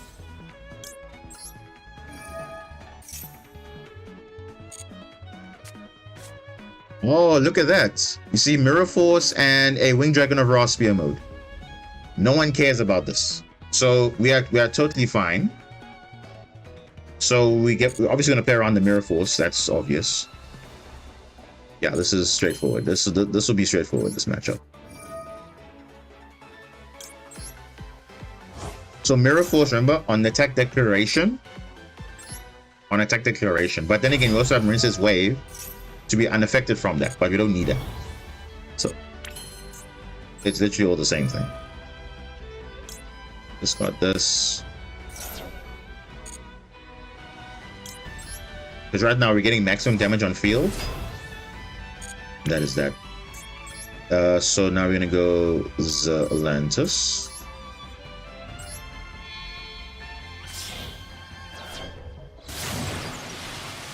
Sea Dragon, and now we're gonna do some rearranging of the field here. Here we go, by Moon Mirror Shield, and now let's do this. Zelantis, Sea Angel. So notice I'm doing the co-links. Because you'll see for every time not for every time, but every time a monster is co-linked, okay, it gains additional destruction on the field. So Zelantis destroys cards on the field up to the number of monsters co-linked on the field. So the more co-links are on the field, the better chances I have to pop. So you'll see now. Face down defense. Nah, it's fine. Face up. It's okay. Are you sure Mirror Force is not going to cook you? No, it's not, because it says on attack declaration. So I can destroy it before, because if I chain link on, I can use the Lance's effect before, or I can wait before declaring an attack and then activate its effect. I'll show you just now how that works.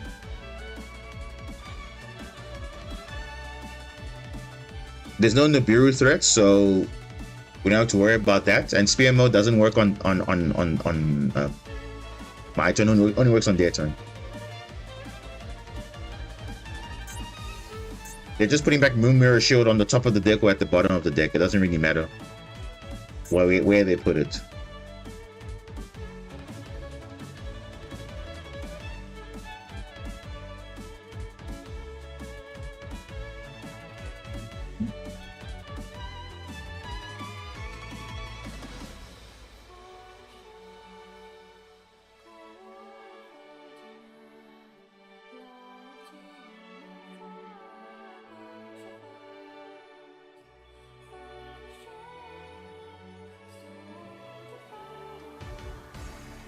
I'm just taking so long just to put a card on the top or the bottom of the deck. I don't know what he's doing.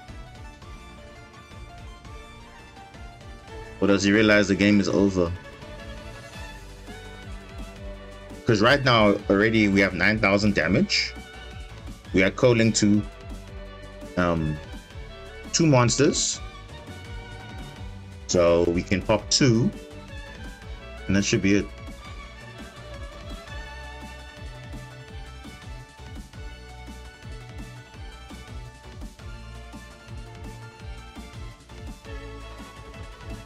I'm kind of curious, what does your name mean? Which name?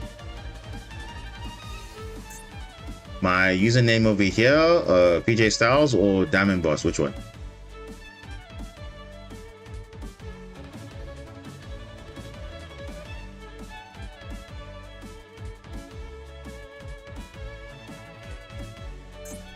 Who is taking so long just for a card to put on the top or the bottom of the deck? Maybe he's just giving up. Oh, the game. No, it's just a username I've been using since I was when I was a child, basically. Just my very first gamer tag was PJ Styles 12 because Joe is my real name. So, and then I just put PJ like next to it. So yeah, so Joe and then yeah, Styles and 12. That's basically it. It's just a gaming tag I've just stuck with for so long, and I've just used it everywhere. And there's no real meaning actually. It's just okay. Top of the deck, sir. Yeah. All right. Finally, you've decided what you want to do.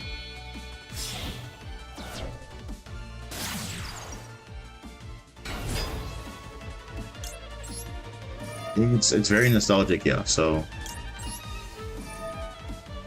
wherever possible, I would like to use that that handle.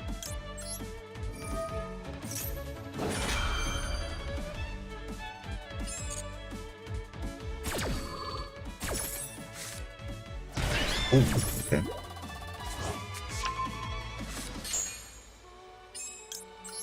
Now we equip 3, and then you'll see this is like the main setup. So just one thing to note, you see the Sea Angels, the one that are 1,200 attack, those are all extras.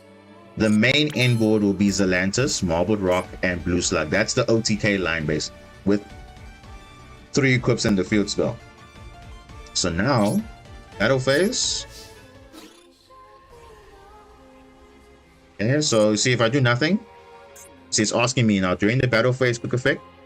Destroy cards in the field up to the number of co-link monsters. So now I have 3 co-link monsters. Oh, actually 4. Because 4 of them are linked. So you see 1, 2, 3, 4. So 1, 2, 3, 4 monsters are co-linked. Therefore, 4 pops. So 1 and 2. You can obviously destroy more, but you don't have to. And there we go. Now let's say, for argument's sake, we didn't have Zelantis or whatever. When you declare an attack, remember we have Marins's Wave. Marins's Wave makes us unaffected. So even if we have that, when he activates Mirror Force, we chain Wave, we still protected. So either way, we had both sides covered.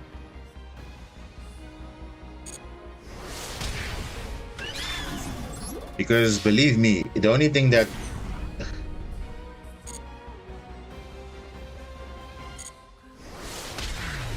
I'm kind of confused is why you only play 1 Ash Blossom and all decklists play 3. Well, let me tell you this. Does Ash Blossom increase your combo, or it's just for your opponent? It's just for your opponent. So you want to rely on 3 Ashes, which are doing nothing in your deck. They're only just for your opponent. So for me, it's only a cross-out target for me. You can ask everybody that's been on the channel for a long time. I've been just fine with 1 Ash Blossom. I've been clapping people, no problem at all. You don't need 3 Ash Blossom to be good. The same way you don't need 3 Maxi to be good. You just need to play the game properly, and that's it.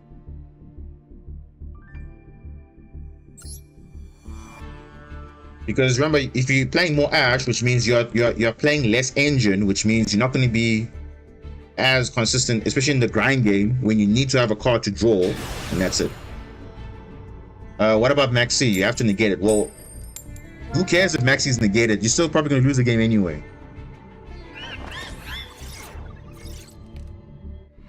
Because again, Maxi is, unfortunately, the whole game is around Maxi. So you either play it or you get a disadvantage.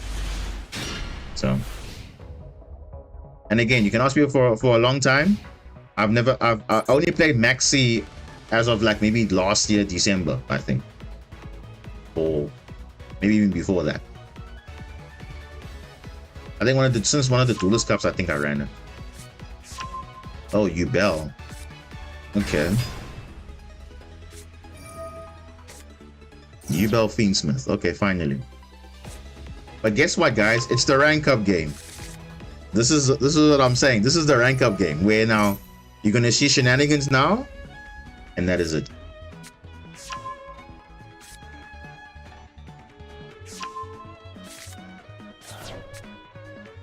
This is where all the nonsense starts.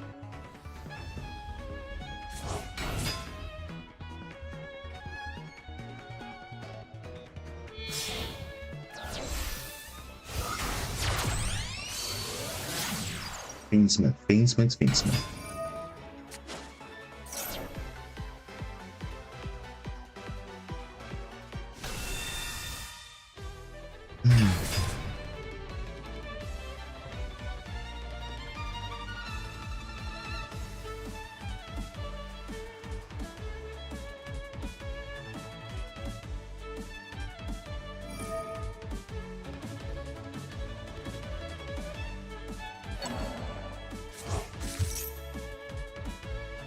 Fiendsmith Yubel is my last replay submission that made it on Pharaoh Tim's channel. Yeah, but you frequently make a lot of clips on there that features on his channel, so I'm not really surprised because you do have a way of just having the most craziest opponents. They like spam the field with like 10 million things going on. You're like, okay, I don't care. I'm ending it right there. So, yeah. Yep, this is full combo. So this is what I'm saying. So you see like how this is, oh, what? Caesar. Wait, this isn't full combo. What is this? Bro, what is this? Are you kidding me? Is this it? There's no way this is full combo, right?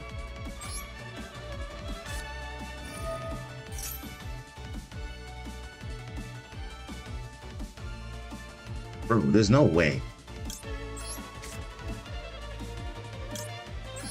There's no way that's full combo because I'm literally gonna switch to Kaiju to deal with the Caesar, of course, because I don't care about the Phantom. Like, huh? What?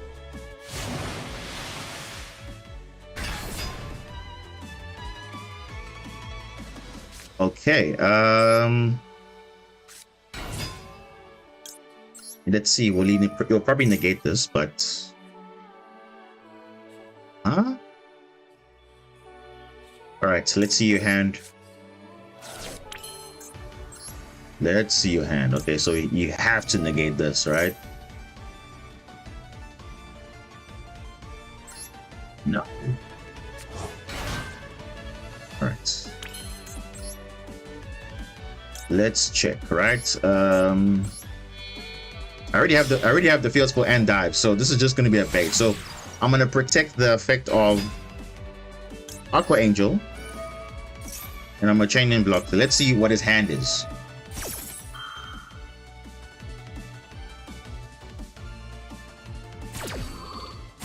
What? I'm so confused right now.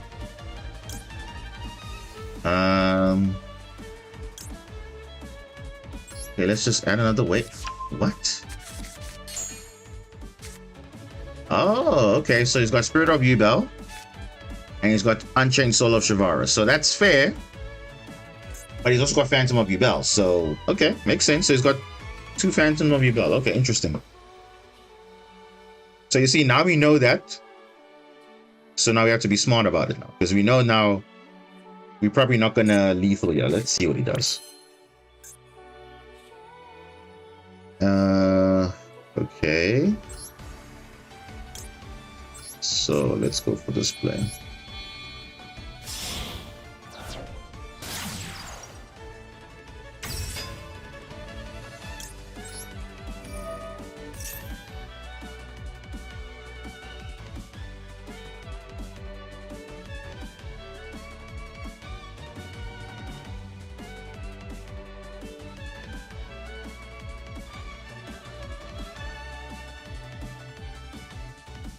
I'm actually quite disappointed. I thought he would do more, but I guess he didn't have much really.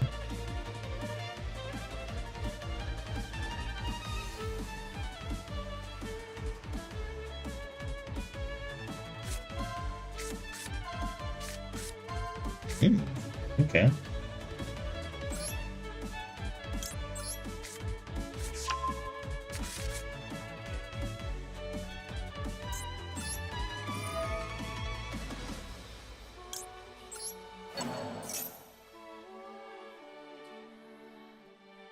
Yeah, I honestly don't know what this guy is on. Like he's just I don't know how bad his hand was, but he could have done a bit better.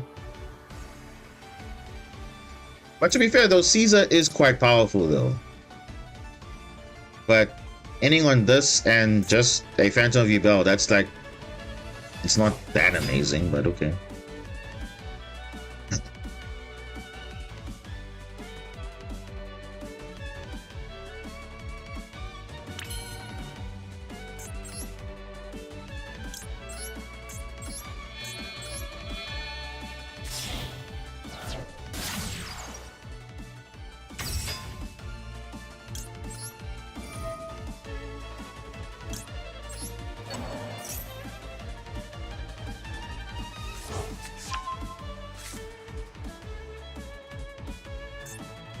Is he gonna negate this?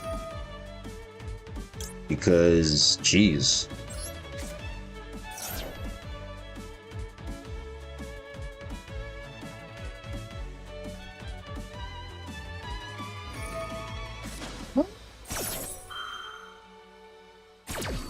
He's gonna negate that? Okay.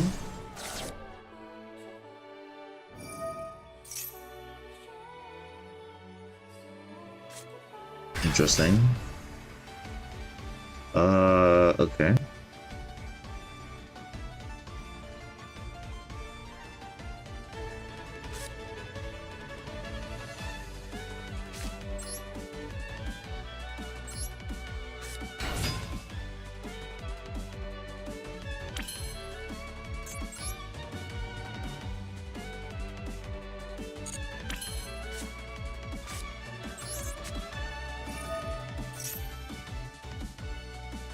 Why are you saying it's annoying? It's because he's not. I don't know what this guy is actually doing. At this point, I don't know what he's actually on. I honestly don't even know. But yeah, let's just continue on.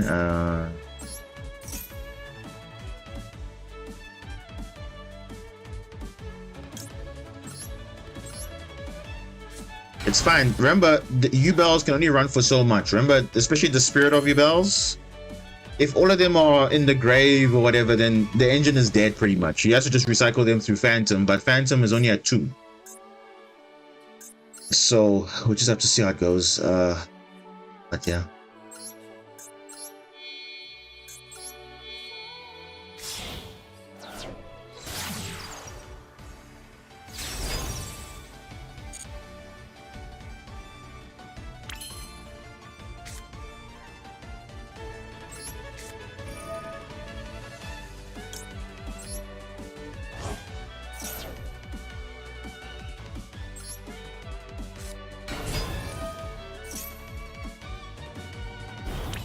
Yeah, only run for so long the engine. So if the U-bells are running out, then I don't know.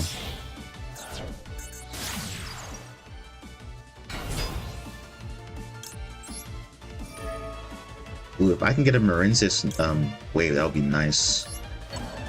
From this mill, because I have mills 3. I have mill 3 because Spring Girl mills cards up to number of Marincis monsters I control, and that's 3 of them. So hopefully Marine's Wave should be there. Oof! Barrier statue, bro. That is great against Duel, actually. That is great. That is actually amazing against Duel.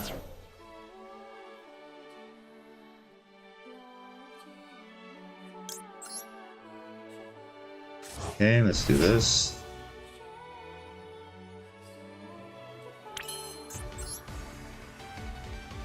And I'm gonna go, actually, hold up, but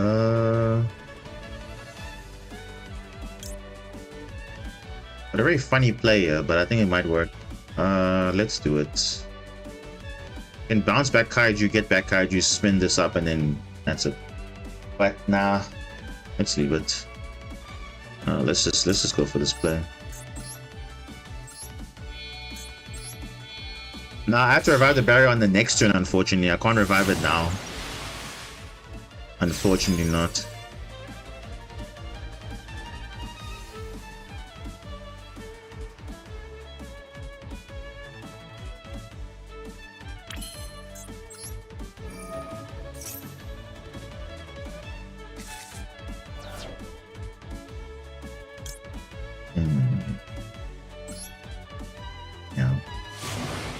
At least with the Zelantis I can still pop, so it's not too bad.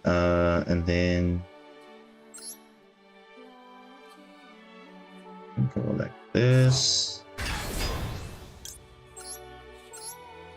Like this.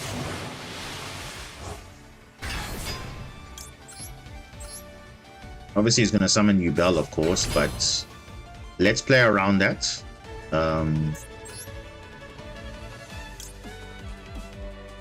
Thinking, should I go? I'll leave it like this. I'm playing around that Duel on the hand.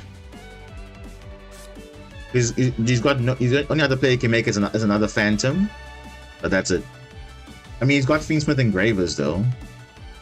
He does have that. Let me.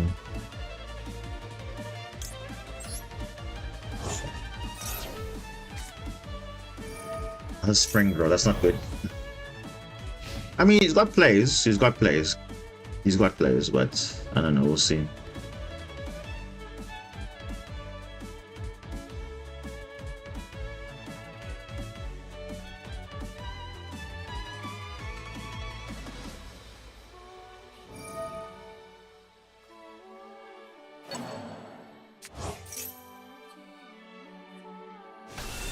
Okay, Engraver, fine.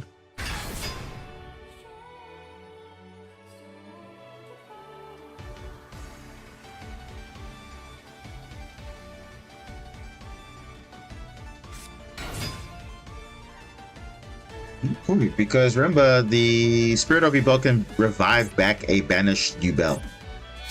Because it says that's banished or in your hand, deck, or graveyard. So it's pretty much from anywhere.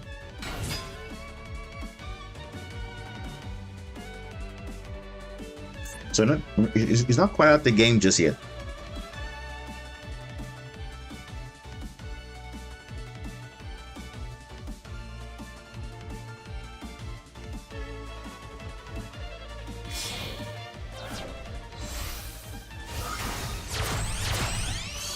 So to make a sequence here.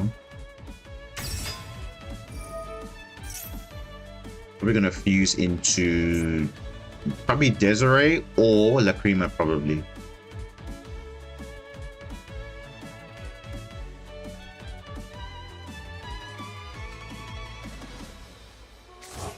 Yeah, if he has 3 Duels, he can OTK us definitely, because we have the perfect number. But we'll see. I mean, he can crash into Bubble Reef, but that's it.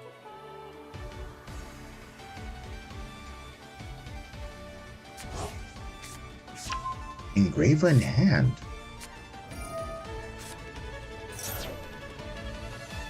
What? Trapped, okay.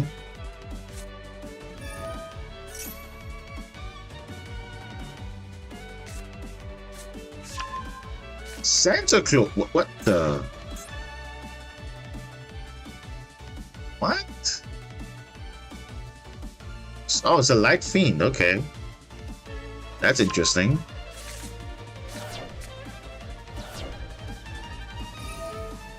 So he's gonna tribute one of my monsters? Okay.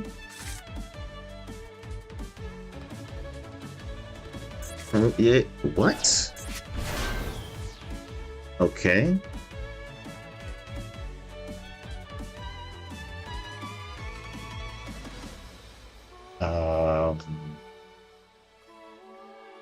Interesting. Battle phase?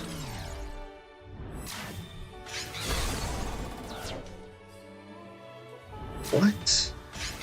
I'm so confused though. I'm literally so confused. Like, what is this place though?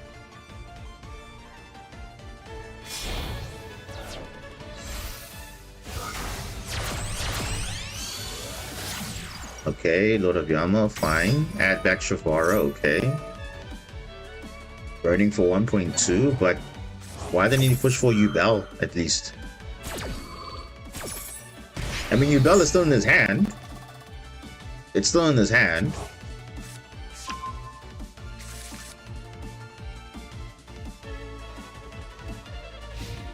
End phase. Bro, what?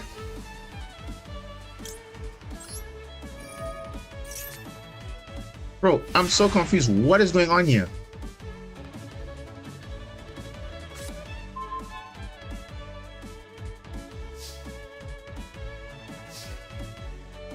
I don't even know what is going on here.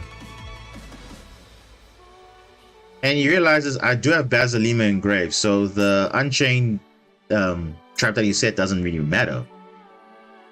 Huh?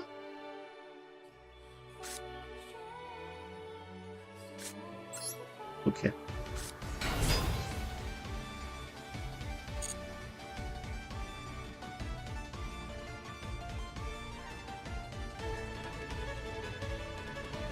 I'm literally confused, guys. I don't know. I honestly don't even know.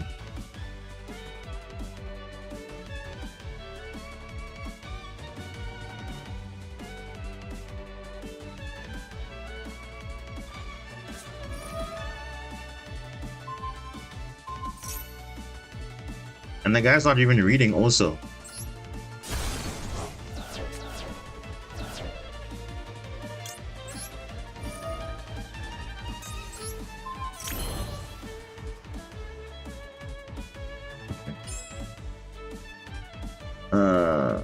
All right. I might have to force battle phase so that Yubel can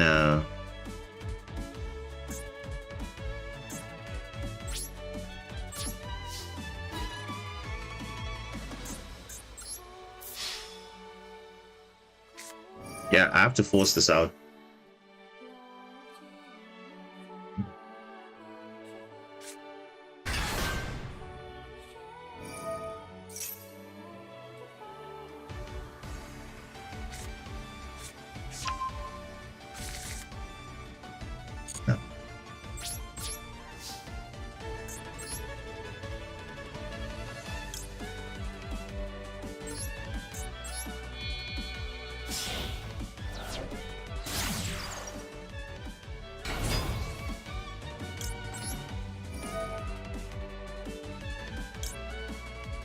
I have to put this back in the deck. I want a search wave.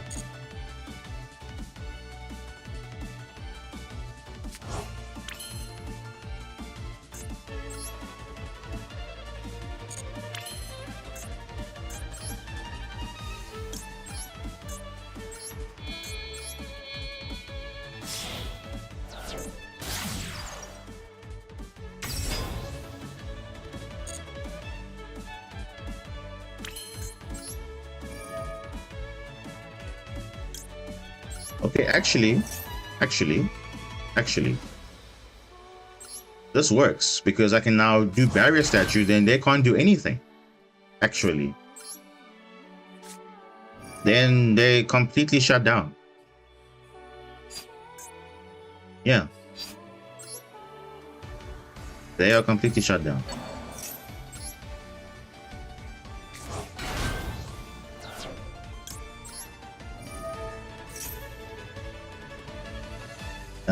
Let me just see. Sending this.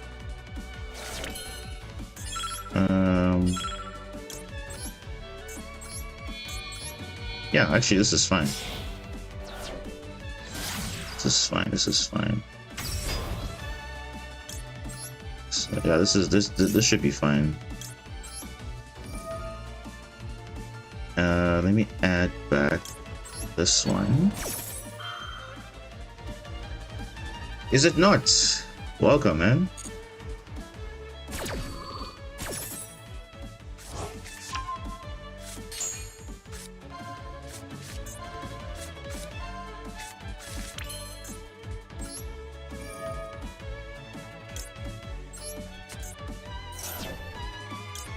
Okay.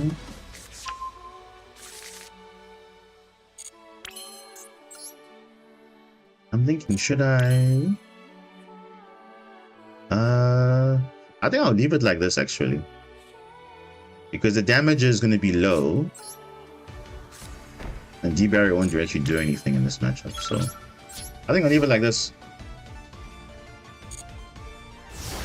Voiceless has been fun this season. That's good. It's a very simple deck to learn. It's not a bad thing. You play 2-wave? Yes, I do. I play 2-wave.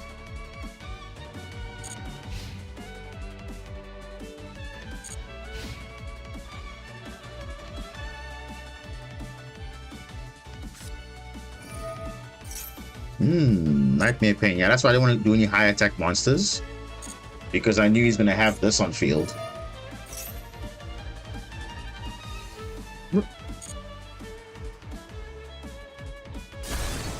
Oh, I was going to say now, like, what?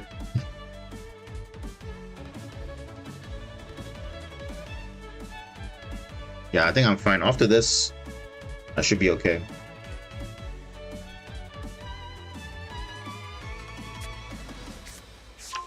D-Lotus, it's not going to do anything. They can't do anything under Barrier Statue. They can't do anything. All he can do is crash into, with Spirit of Rebel with Nightmare Pain. That's the only thing. And even then, I can spin it back and then there's nothing. So, after this is pretty much GG after that. No Fiendsmith, nothing. He has to hard draw the stuff. Okay, yeah, I can burn for like a little bit, but that's not gonna do anything. What? Bro. Why not attack the Coral Triangle's high attack though? What? Okay. Yeah, he's probably just given up at this point. Yeah, he's definitely given up. Yeah, this is definitely a GG's right here. Let's see my engine here.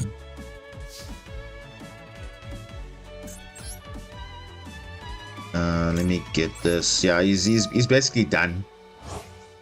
He's got nothing. Yeah, he's got nothing left. He's got a Shavara and a D-Lotus, which is doing nothing. Actually, unfortunately for him. Because when I spin back the Spirit of Rebel, he cannot summon it again, so it's pretty much a GG from there. Like, his entire deck is literally just doing nothing.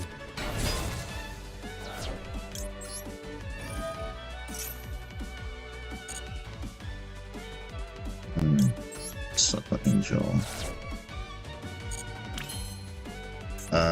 Let me just see here. It's activatable here. Rendering.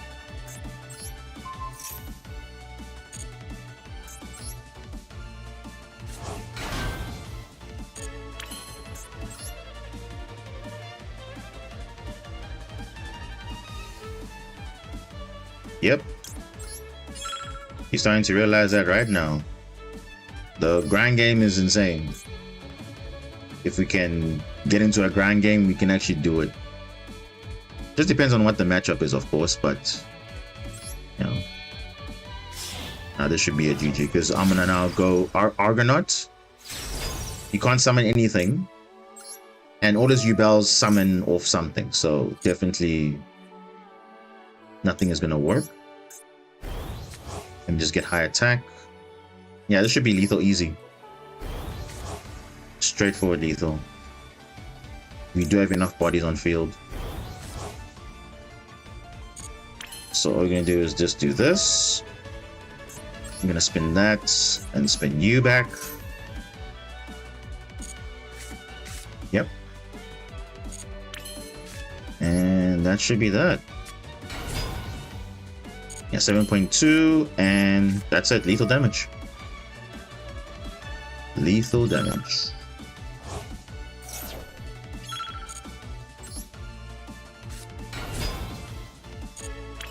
Yeah, this is GG. You cannot summon the Spirit of Yubel. So, that is that. Yep. Completely outplayed. But to be fair though, I don't think this guy was a good enough player, to be honest with you. I don't think he was that good. Like, I really expected more. But, yeah. Okay, so we actually ranked up, ironically enough. I was expecting a difficult matchup. This thing, almost half an hour. And you imagine, this duel took literally almost half an hour. But it just goes to show, you can play like the best deck in the format, but you can still play absolutely nothing. So, because if you're playing against a skillful player, then your match is not going to be easy at all. Because you see now, they're almost banking on, okay, me making a mistake somewhere or not understanding what their cards do. Like, come on. Yeah, okay. So not bad. And let's just look at his deck quickly. Let's have a look. Yeah, this is literally full power Yubel as you can get it to be. But yet, I don't know, his plays were very questionable. I can see why. He's not playing Beatrice. He's not playing the girl that revives back Fiend monsters.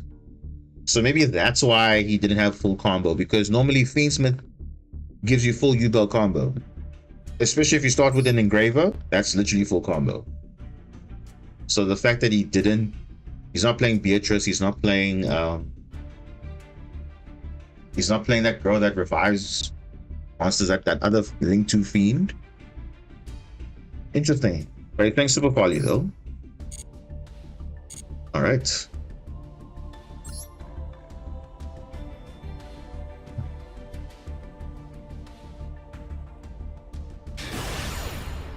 But yeah, let's see what happens. Maybe we're gonna get some random matchup there getting cheesed out again. Maybe, let's see.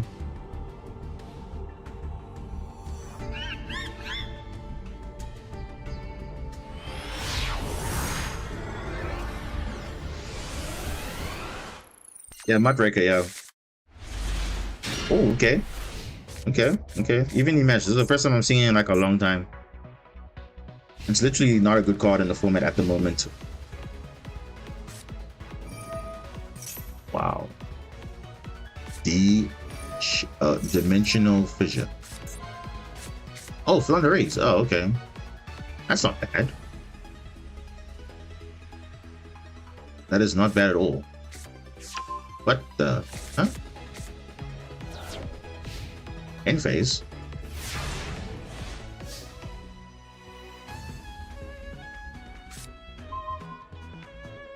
Yeah. The barrier statue means nothing, unfortunately. Yeah, I'm basically not gonna do anything because even the match does not work one-on-one. Has to be more than one card on the field.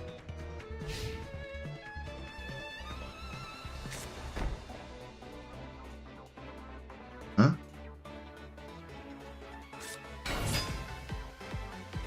Huh? Wow. Huh? Okay, Vela, unfortunately I can't use because of D-Fissure. Like it literally shuts down most of hand trap, which is ridiculous. Let's go battle phase.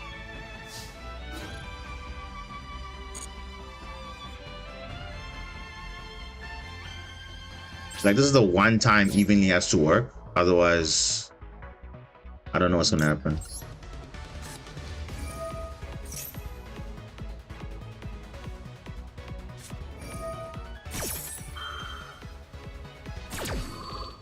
Harpy's Feather Storm. Bro, hard drew Harpy's Feather Storm. What is this game, bro? Like, you gotta be kidding me, right? Like, you literally are giving this guy a win con. Like, look at that. Hard drew Harpy's Feather Storm. He's lucky I don't have any other plays because I can't do anything on the defisher. Because literally couldn't activate monster effects. Insane, though. Dude. Come on, dude.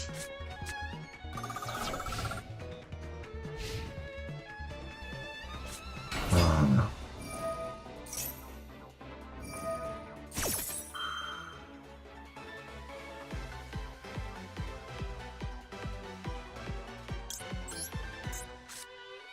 No, I have to imprint this.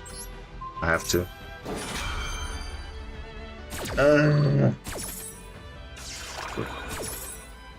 The thing is, Flu is not a bad matchup, but the thing is, when you have Defish on the field, it becomes more difficult.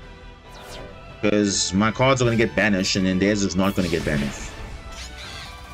So that's why that's what makes them a bit stronger, because they're going to have this on field, which counters most of the stuff. Even this Aqualane is not going to really matter.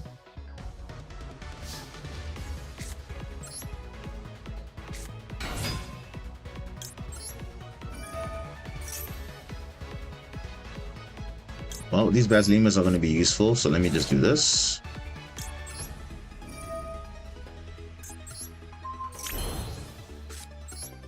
Let's at least yeah, this is also not even yugioh also. Let me just maybe I can go into a link 3, but that's just like pushing it now.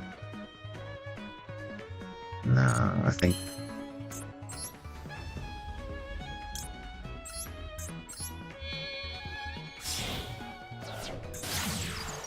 yeah, let's at least have the negate online at least.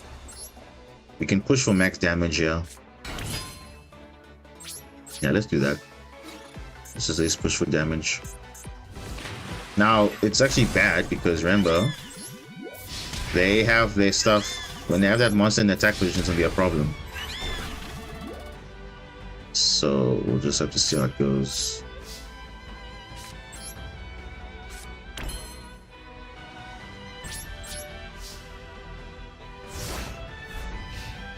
Like, if I can negate their next monster, that would be so great. And I can push for lethal at least.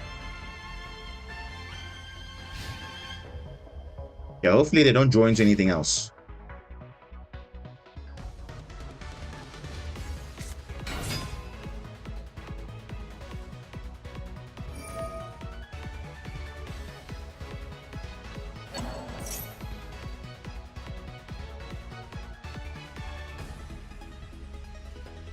Okay, I think we're good. I think we should be good. We should be good. We should be good. Yeah, I think we're fine now. I think we're fine. Or if you have any other players, I'll be like so annoyed.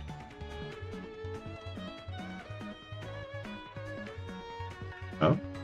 No?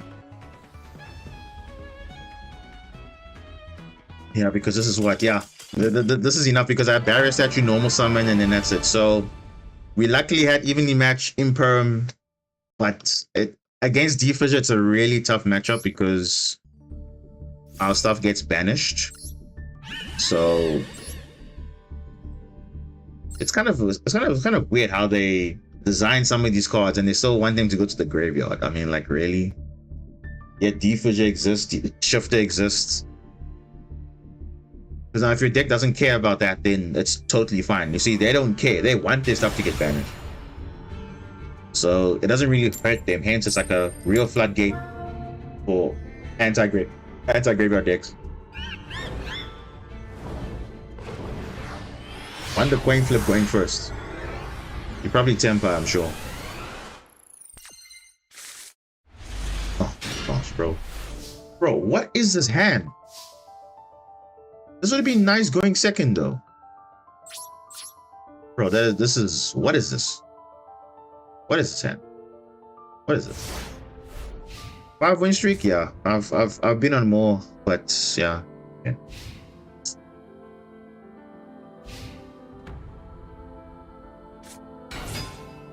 Bro, you're playing temper, dude. Come on, dude. Really?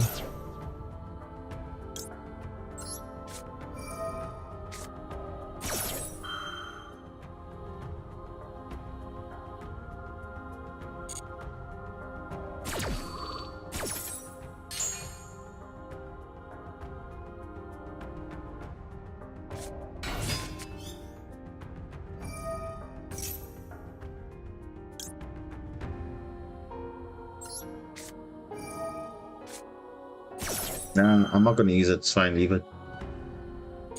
I'm not gonna wait for Kaiman. I'm gonna use it now.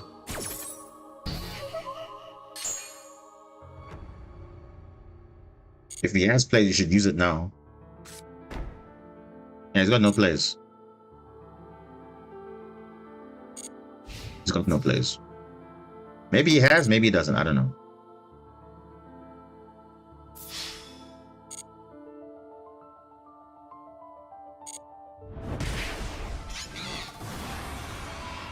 Maybe he has it, I don't know, but I don't think he has anything else. Yeah, you see it's end of battle phase. I don't think he has anything concrete. Yeah. Yeah.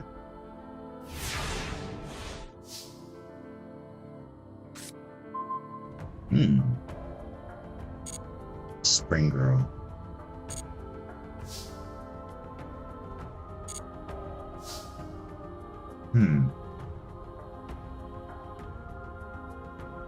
I'm thinking, should I go battle phase or should I just shotgun it now?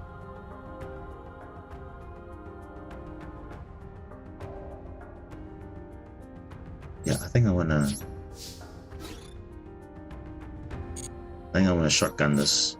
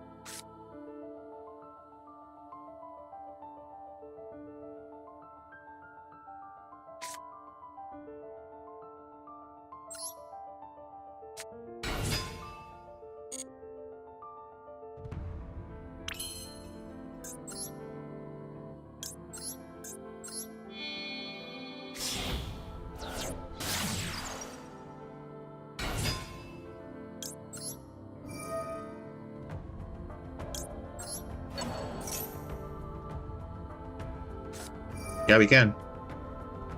I know that's an imperm.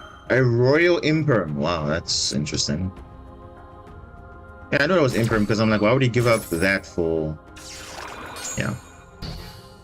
Now we can play 3 imperm. So now we're gonna have wave and imperm.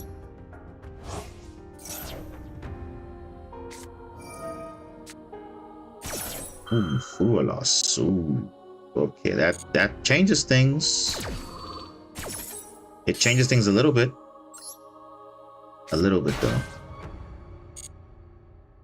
Does he have other things? He does. He does.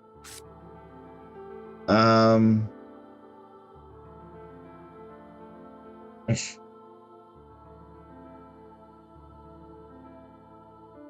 Yeah, and giving Tempai draws is not a good option at all because you're going to open up to more hand traps also.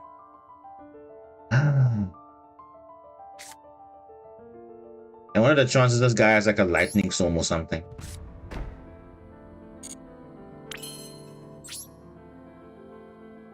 No, I'm not gonna give him draws. It's fine. The thing is, I just know that they're not gonna. They're gonna profit off extra draws. I mean, it's only like 4 cards, but still, 4 cards for them is a lot. So let's hope Imperm and D-Crow is enough. It should be enough, but we'll see. Dude, I knew they had Feather Duster. I just knew it, bro. Like, they always have a Feather Duster. Like, of course they would have it. Of course they would. And they probably have Chandra in their hand.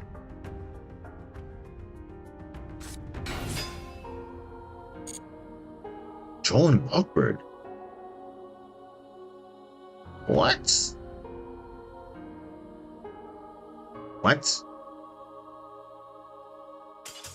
What? Joan Lockbird. Droll and Lockbird. But you cannot go into Typhon because I did not summon twice from the extra deck. I only summoned once. Like, does he not know how Typhon works? Hmm? Wait a second, hold on. Typhon literally says, if your opponent summoned 2 or more monsters from the extra deck the previous turn, or the turn after. Yes, I only summoned once. So if I had gone further, I would have been prone to Typhon, but I guess he doesn't know how Typhon works. And even then, the game will even prompt you, hey, Typhon's available. Like, okay. Okay.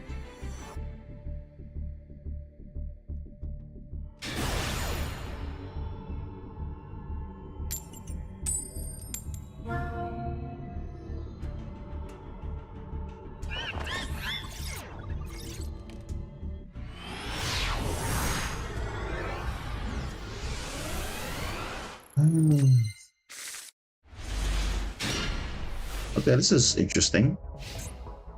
Droll or Maxi?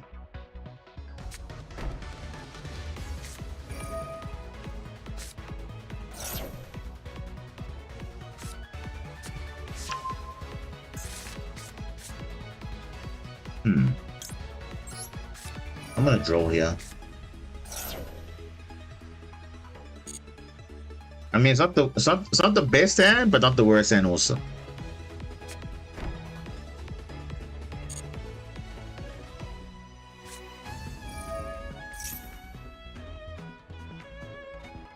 And no, you can't Maxi under Droll. Don't be that weird now.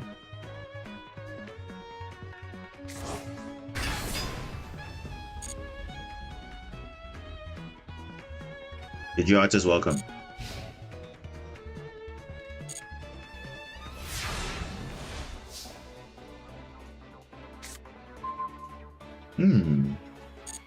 The hand keeps getting better and better. It chewed off the branded. What? But where are your bestials, mate? Where are they? Where are your bestials? Okay, so I can see here that these guys are playing two of the branded, so that means they probably have a bestial in hand, which means I don't want to give them a fuel for this thing to be triggered, because what people don't know, this two of the branded actually is a counter to our deck, because it says not the first part, the second part. While you control a bestial monster, banish any monster that will be sent to your opponent's graveyard as tribute for a fusion, ritual, synchro, or link. So we don't want them to have any bestials.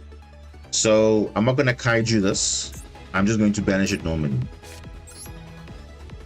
I think that should be the understanding. That's probably Imperm.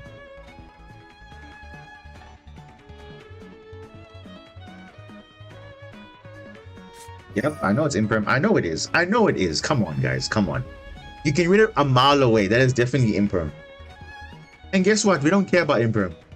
We actually don't. We actually don't care about Imperm at all. We actually don't care about it. Because we still have plays through it.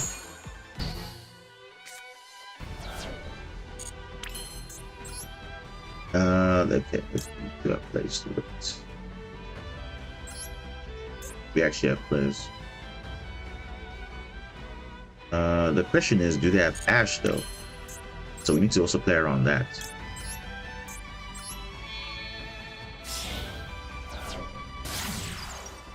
It's not GG's just yet. We have to see what other things they have going on. Because they could have a Veiler, they could have other things, so it's fine. We do have enough to play through, but doesn't look like they have. But I'm just worried that they have a pistol in their hand. So that's why I'm not giving away the Imsedia away, because it seems like they may have a pistol in their hand. So I'm trying to play around that.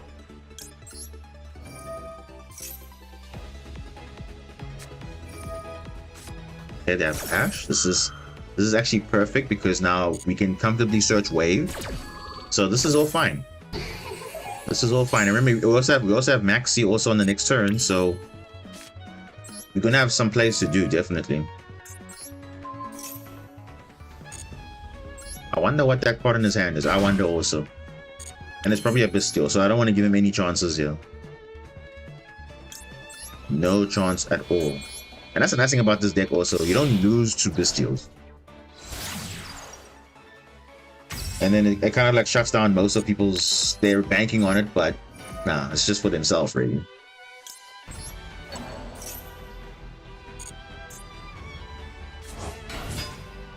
The same thing why Snake Eye is so good, because it also doesn't lose to Bestials as well.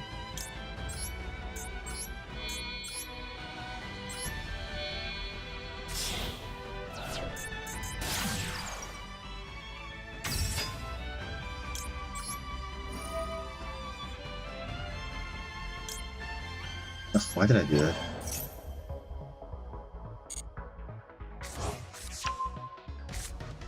Yeah, I need to get this engraved. Yep. No, put that in there. Yeah, I think I'm gonna pass turn, because after doing this, going for the link 4.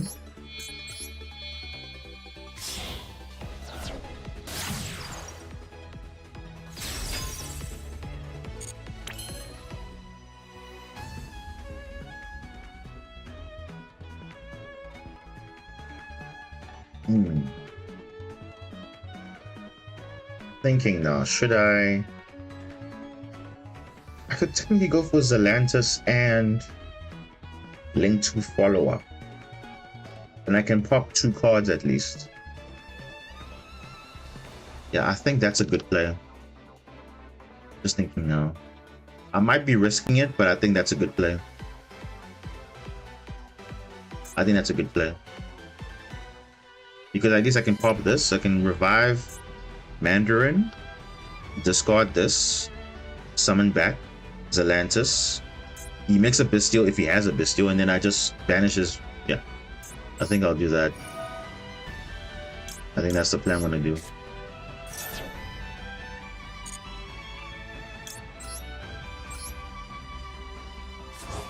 Because also with the if you didn't know, with the Zelantis play, it returns back to the owner's field. So the Kaiju, even though it's going on to the opponent's field, it actually is my monster, so it comes back to my field. So it pretty much resets the board.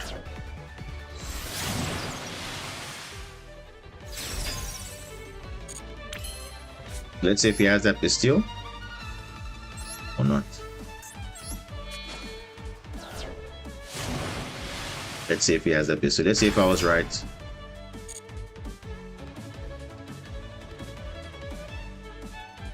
Yeah, he's got that Bestial now. He's got that Bestial. I was right, he's got that Bestial. Like, it's literally, it's only now prompting that he has something, so it means that the Bestial was there.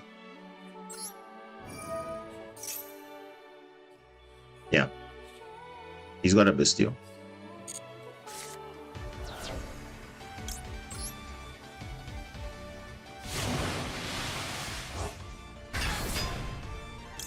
Yeah, this is, so that means I was 100% spot on, because why would he activate this and not you know, do anything about it?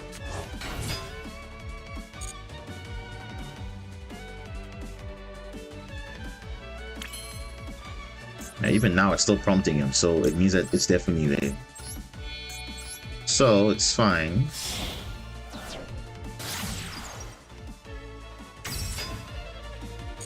Yeah, this is fine. There's no Bestial out yet, so it's fine. Goku, Sayuki. Okay, I'm gonna wait for. I want him to summon a monster.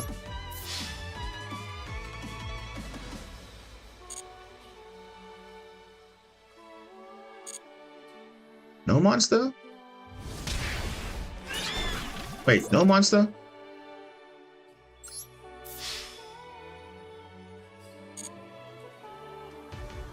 Huh?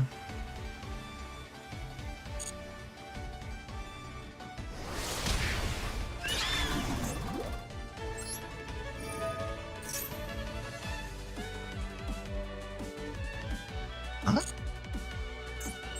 Okay, pop 2.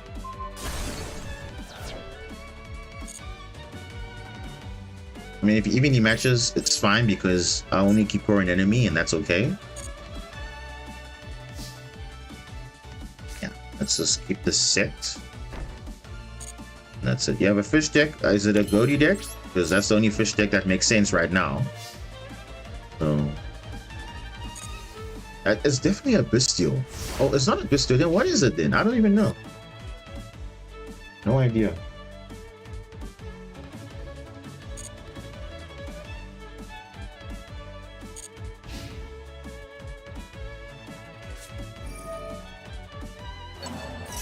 The Bestial. So you drew the Bestial now? Bro, he had 2 Bestials. I'm so confused. He had 2 Bestials. So now I'm so confused. Why didn't he just summon it in the previous turn? Huh? I'm so confused though. Okay, well, I guess he just loses now, because I'll just pop this and then that's it. Then literally he has, okay, you'll have another fuel for the Jaw Swarm, but I mean, what is that?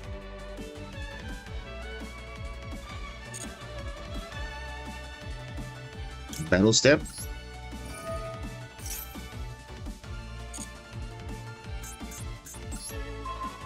Come on, dude, really? The guy had 2 Bestials. He did have a Bestial in his hand, but he never activated it. That's so weird. Very, very interesting. Okay, now I have the counter to the Bestial, because I literally have the counter now. It's literally a call by, and that's it.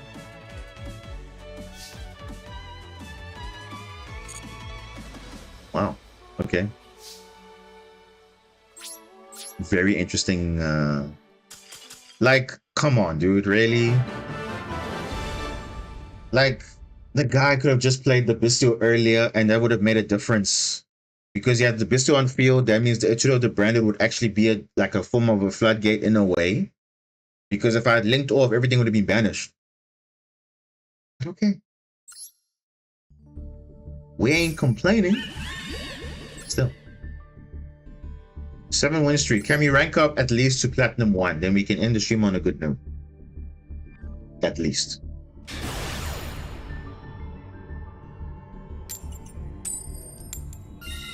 Ooh, okay. That's it. A lot of interesting opponents today, but like I said, I ain't complaining, but then I'm saying I've played against better players. Even though the decks are annoying, I've... Ooh. This is a good hand. Definitely a good hand. This is a great hand. We'll find out. You can pit through a few hand traps.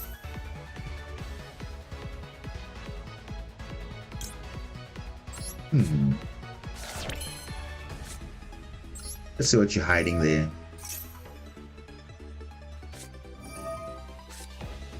Labyrinth. Okay. Do you see why I played the Daruma? Okay, I see. Okay, Daruma. Nice. Okay. Anyway.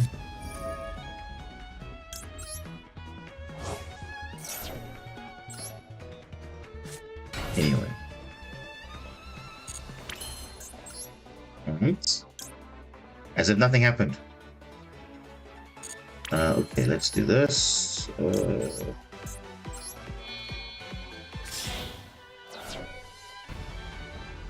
We have to be a bit small with our zones here because you see, you notice how I played them not in the extra monster zone so that doesn't mess up anything. And now it actually worked out fine.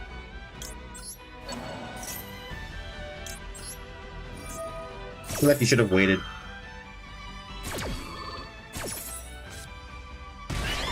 Oh, that's a good pickup actually. Very good pickup. The question is, does he have Ash though?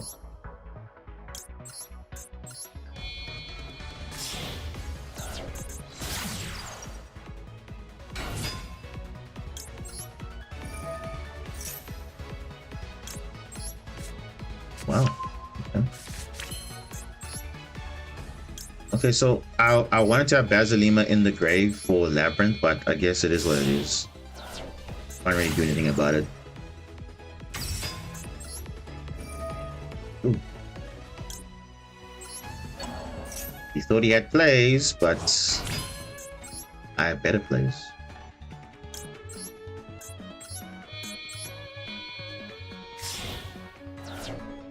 Now, normally the Rumor Comic Cannon normally would end a turn, but in this case it did not. Ooh, and definitely. Actually, you know what? You know what? Have I used? Wow. There's actually a play I could do here, which is ridiculous. Get this.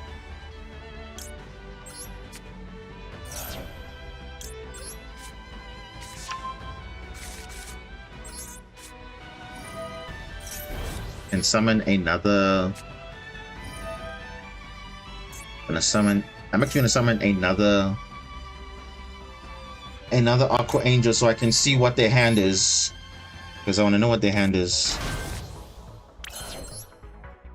And then this time I'll go Argonaut because I want to see exactly what their hand is to see if they really have engine or not.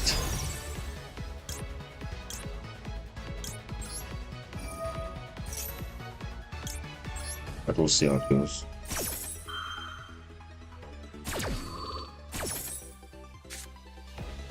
Ooh, okay. Transaction rollback into Welcome Labyrinth. Okay, that's interesting. So he doesn't really actually have any plays. So he's banking on some engine, I guess. Sure. Right, that's interesting. Eradicator, but doesn't have a dark monster to tribute off. That's interesting.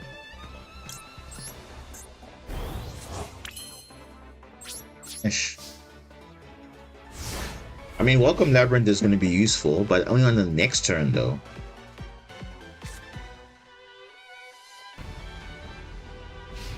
But then again, transaction rollback might be a problem. Oh, okay, there we go. Yeah, so basically he drew no monsters and basically everything is useless, basically. So yeah. He literally had no, he should have waited. I think he should have waited. I think he did it way too early. He could have shotgunned the Welcome Labyrinth though, at least. Why did he shotgun Daruma Comic Cannon? I feel like he should have just held on and wait. But okay, we rank up. there it is.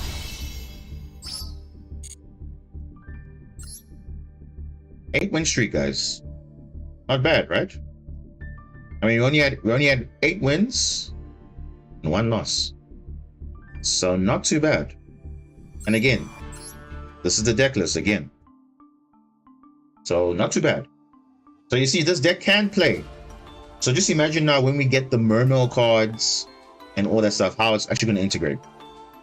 And just to give you an idea, maybe I can show you the deck list that I'm playing right now in, you know, the TCG at the moment, because that's the deck I'm basically playing right now.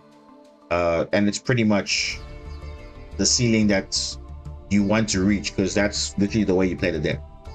So maybe I'll show you. Let me see if I can have an image of that, of an example list of what it is. Remember, it's always a concept, but obviously remember, you don't have all the cards yet. But you'll see there's some very big changes to the deck, which I think it's good to know. Let me just see here. I have a photo of it. Let me just see. Let me just see here. Okay, just let me know when you guys see the picture. Should be visible now, I think. If not, you can just let me know. Okay. Let me just drag it out here. I don't know if you guys can see this list. If you can see it, it should pop up like just now any moment. Yeah. Let me just see if I can drag it a bit so you can see what it is. May have to extend it. But yeah, something like this, basically looking at something like this. So if you guys can see the list,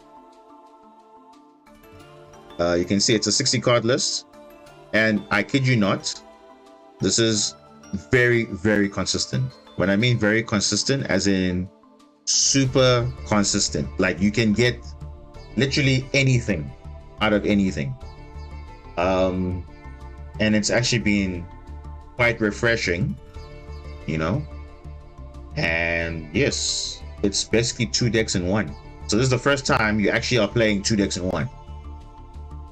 And for Marinces, that's actually quite big, because obviously now you'll be thinking, hey, I'm playing Mermail Atlantean, but actually no, I'm playing Marinces.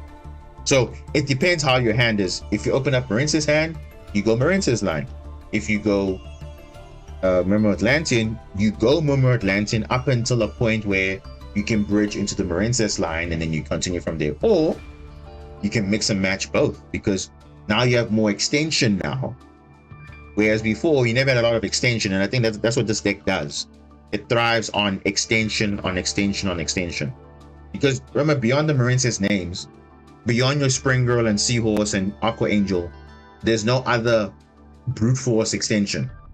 But at least you got now cards like, you know, the Presagio, the Storming Atlantean, which literally can send a water monster from hand to or field to grave and summon for free.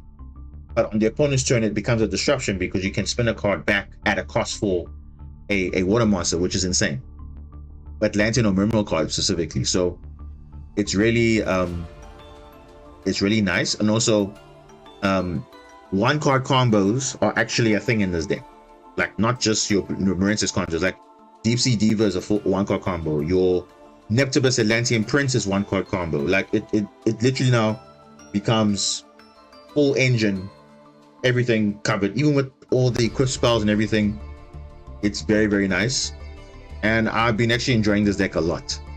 And this is just a working concept. Obviously for Master Duel, we have to adjust it slightly, because obviously I've taken into account, okay, people playing Droll, people playing Shifter, you know, anti-spell, all those things. So there's a lot of things I have to think about for Master Duel, but this is like the working list that I'm busy with at the moment in the TCG. Obviously side deck is applicable here, so you'll of course see some cards you're like, okay, why are you playing those cards?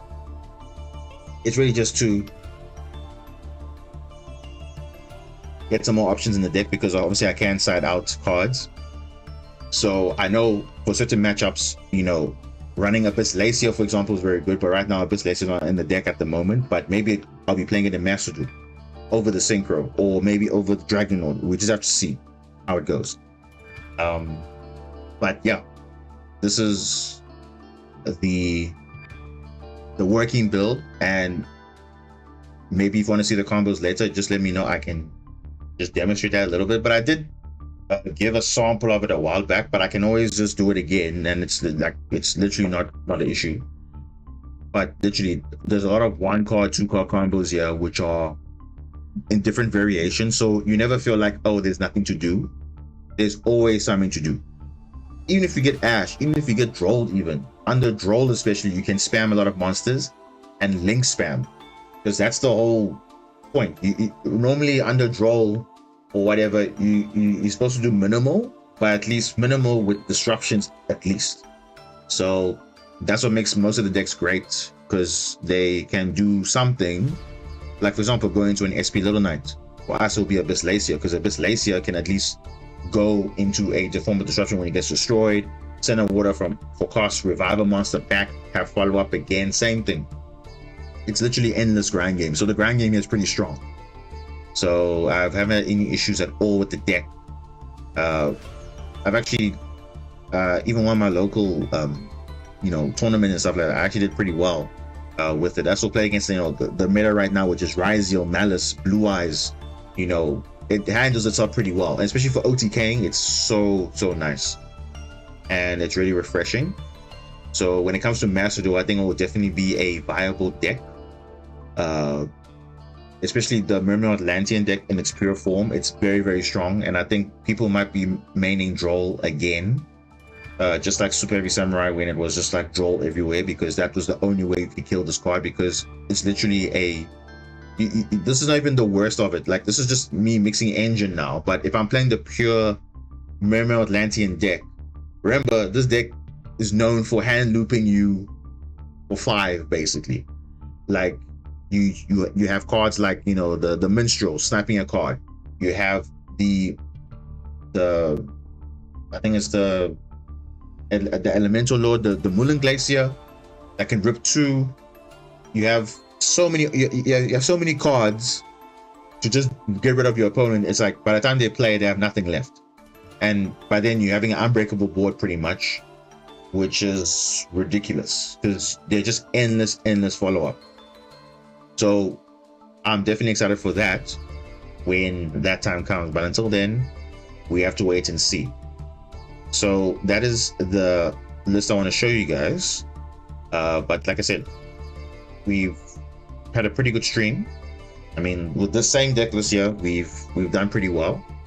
And yeah, like I said, the deck does very well, but unfortunately against some matchups where they have a lot of gas, it does become a bit too much. Because for example, White Forest Azamina is scary. It almost like it doesn't lose to anything, because you Ash, where do you Ash? Because you Ash one thing, but they have extension, like they just, or you draw them but they still have plays, or you imperm but they do a lot of things. So like I was saying earlier in the stream, if you didn't know, like I was thinking, like, maybe just switching it up a bit. Like you see, like now we're okay now, but I'm sure when we get to Diamond, it's gonna be quite not competitive per se, but like the ladder is gonna be a bit harder, because the grind game is gonna be insane. People will be spamming Fiendsmith, stun decks, especially Exodia. I've noticed Exodia in the other ranks you didn't see when I was in Plat 5 and Plat 4. Like, I was just seeing a lot of stun decks, and I'm like, what are people like?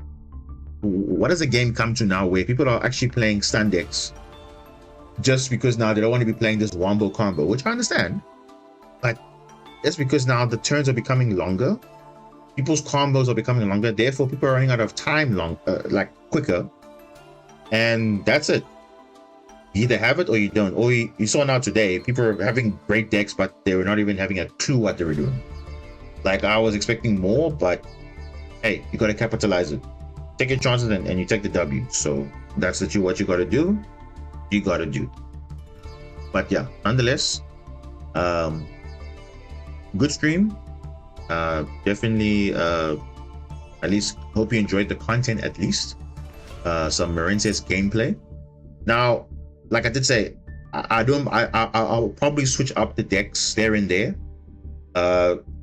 Like I said, I'm a fan of, you know, Ancient Gear, whatever, so I might even play that, because I think Ancient Gear, I think, in my opinion, is objectively better than Tempai, because remember, Tempai relies on, you know, having a field spell and other things to go, but then it relies on like board breakers and hand traps to win. But Ancient Gear doesn't really rely on that too much. Obviously, Pure Engine can naturally play through stuff because they have inherent things to protect them from being responded to, being targeted, which is what you want, you know.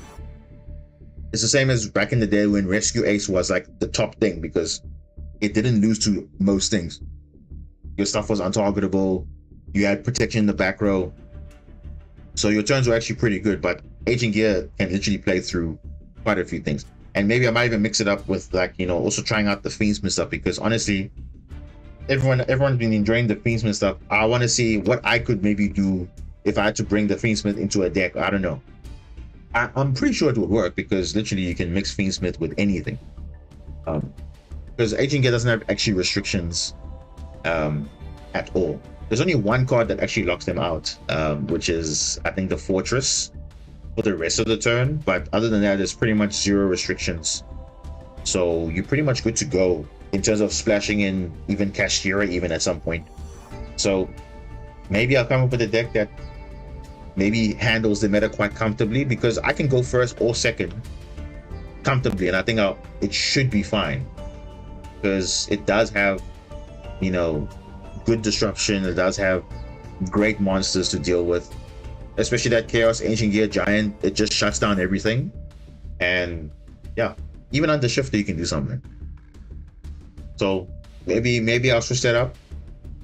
Maybe we can do it now, like on the next stream when we go to like onto Diamond now, maybe just for these last matchups here, we can just run that and see how that goes. But right now the Marinces deck is working, but obviously if it does feel like it's getting a bit too crazy, then we may have to switch it up, just to, you know, keep the pace a bit. You know, we don't want to be depressed and like depressed in the sense like don't want to be like, oh, grinding for so long and then you're just getting knocked out because of one bad hand or whatever. Like, you just gotta make it work. So yeah, and mind you, most of these games we went second. So you can imagine now, I think we played 9 games now, I think. And we actually played most of them going second, and we still managed to win all of them, which is unheard of, because going second has been tough. So the fact that we won all of our games going second just goes to show that this deck is capable, and it's only going to get better. So until then, thanks so much for watching, everyone, and we will see you on the next stream. This is Diamond Boss signing out. Have a good night, have a good day, and I'll see you next time. Cheers, everyone.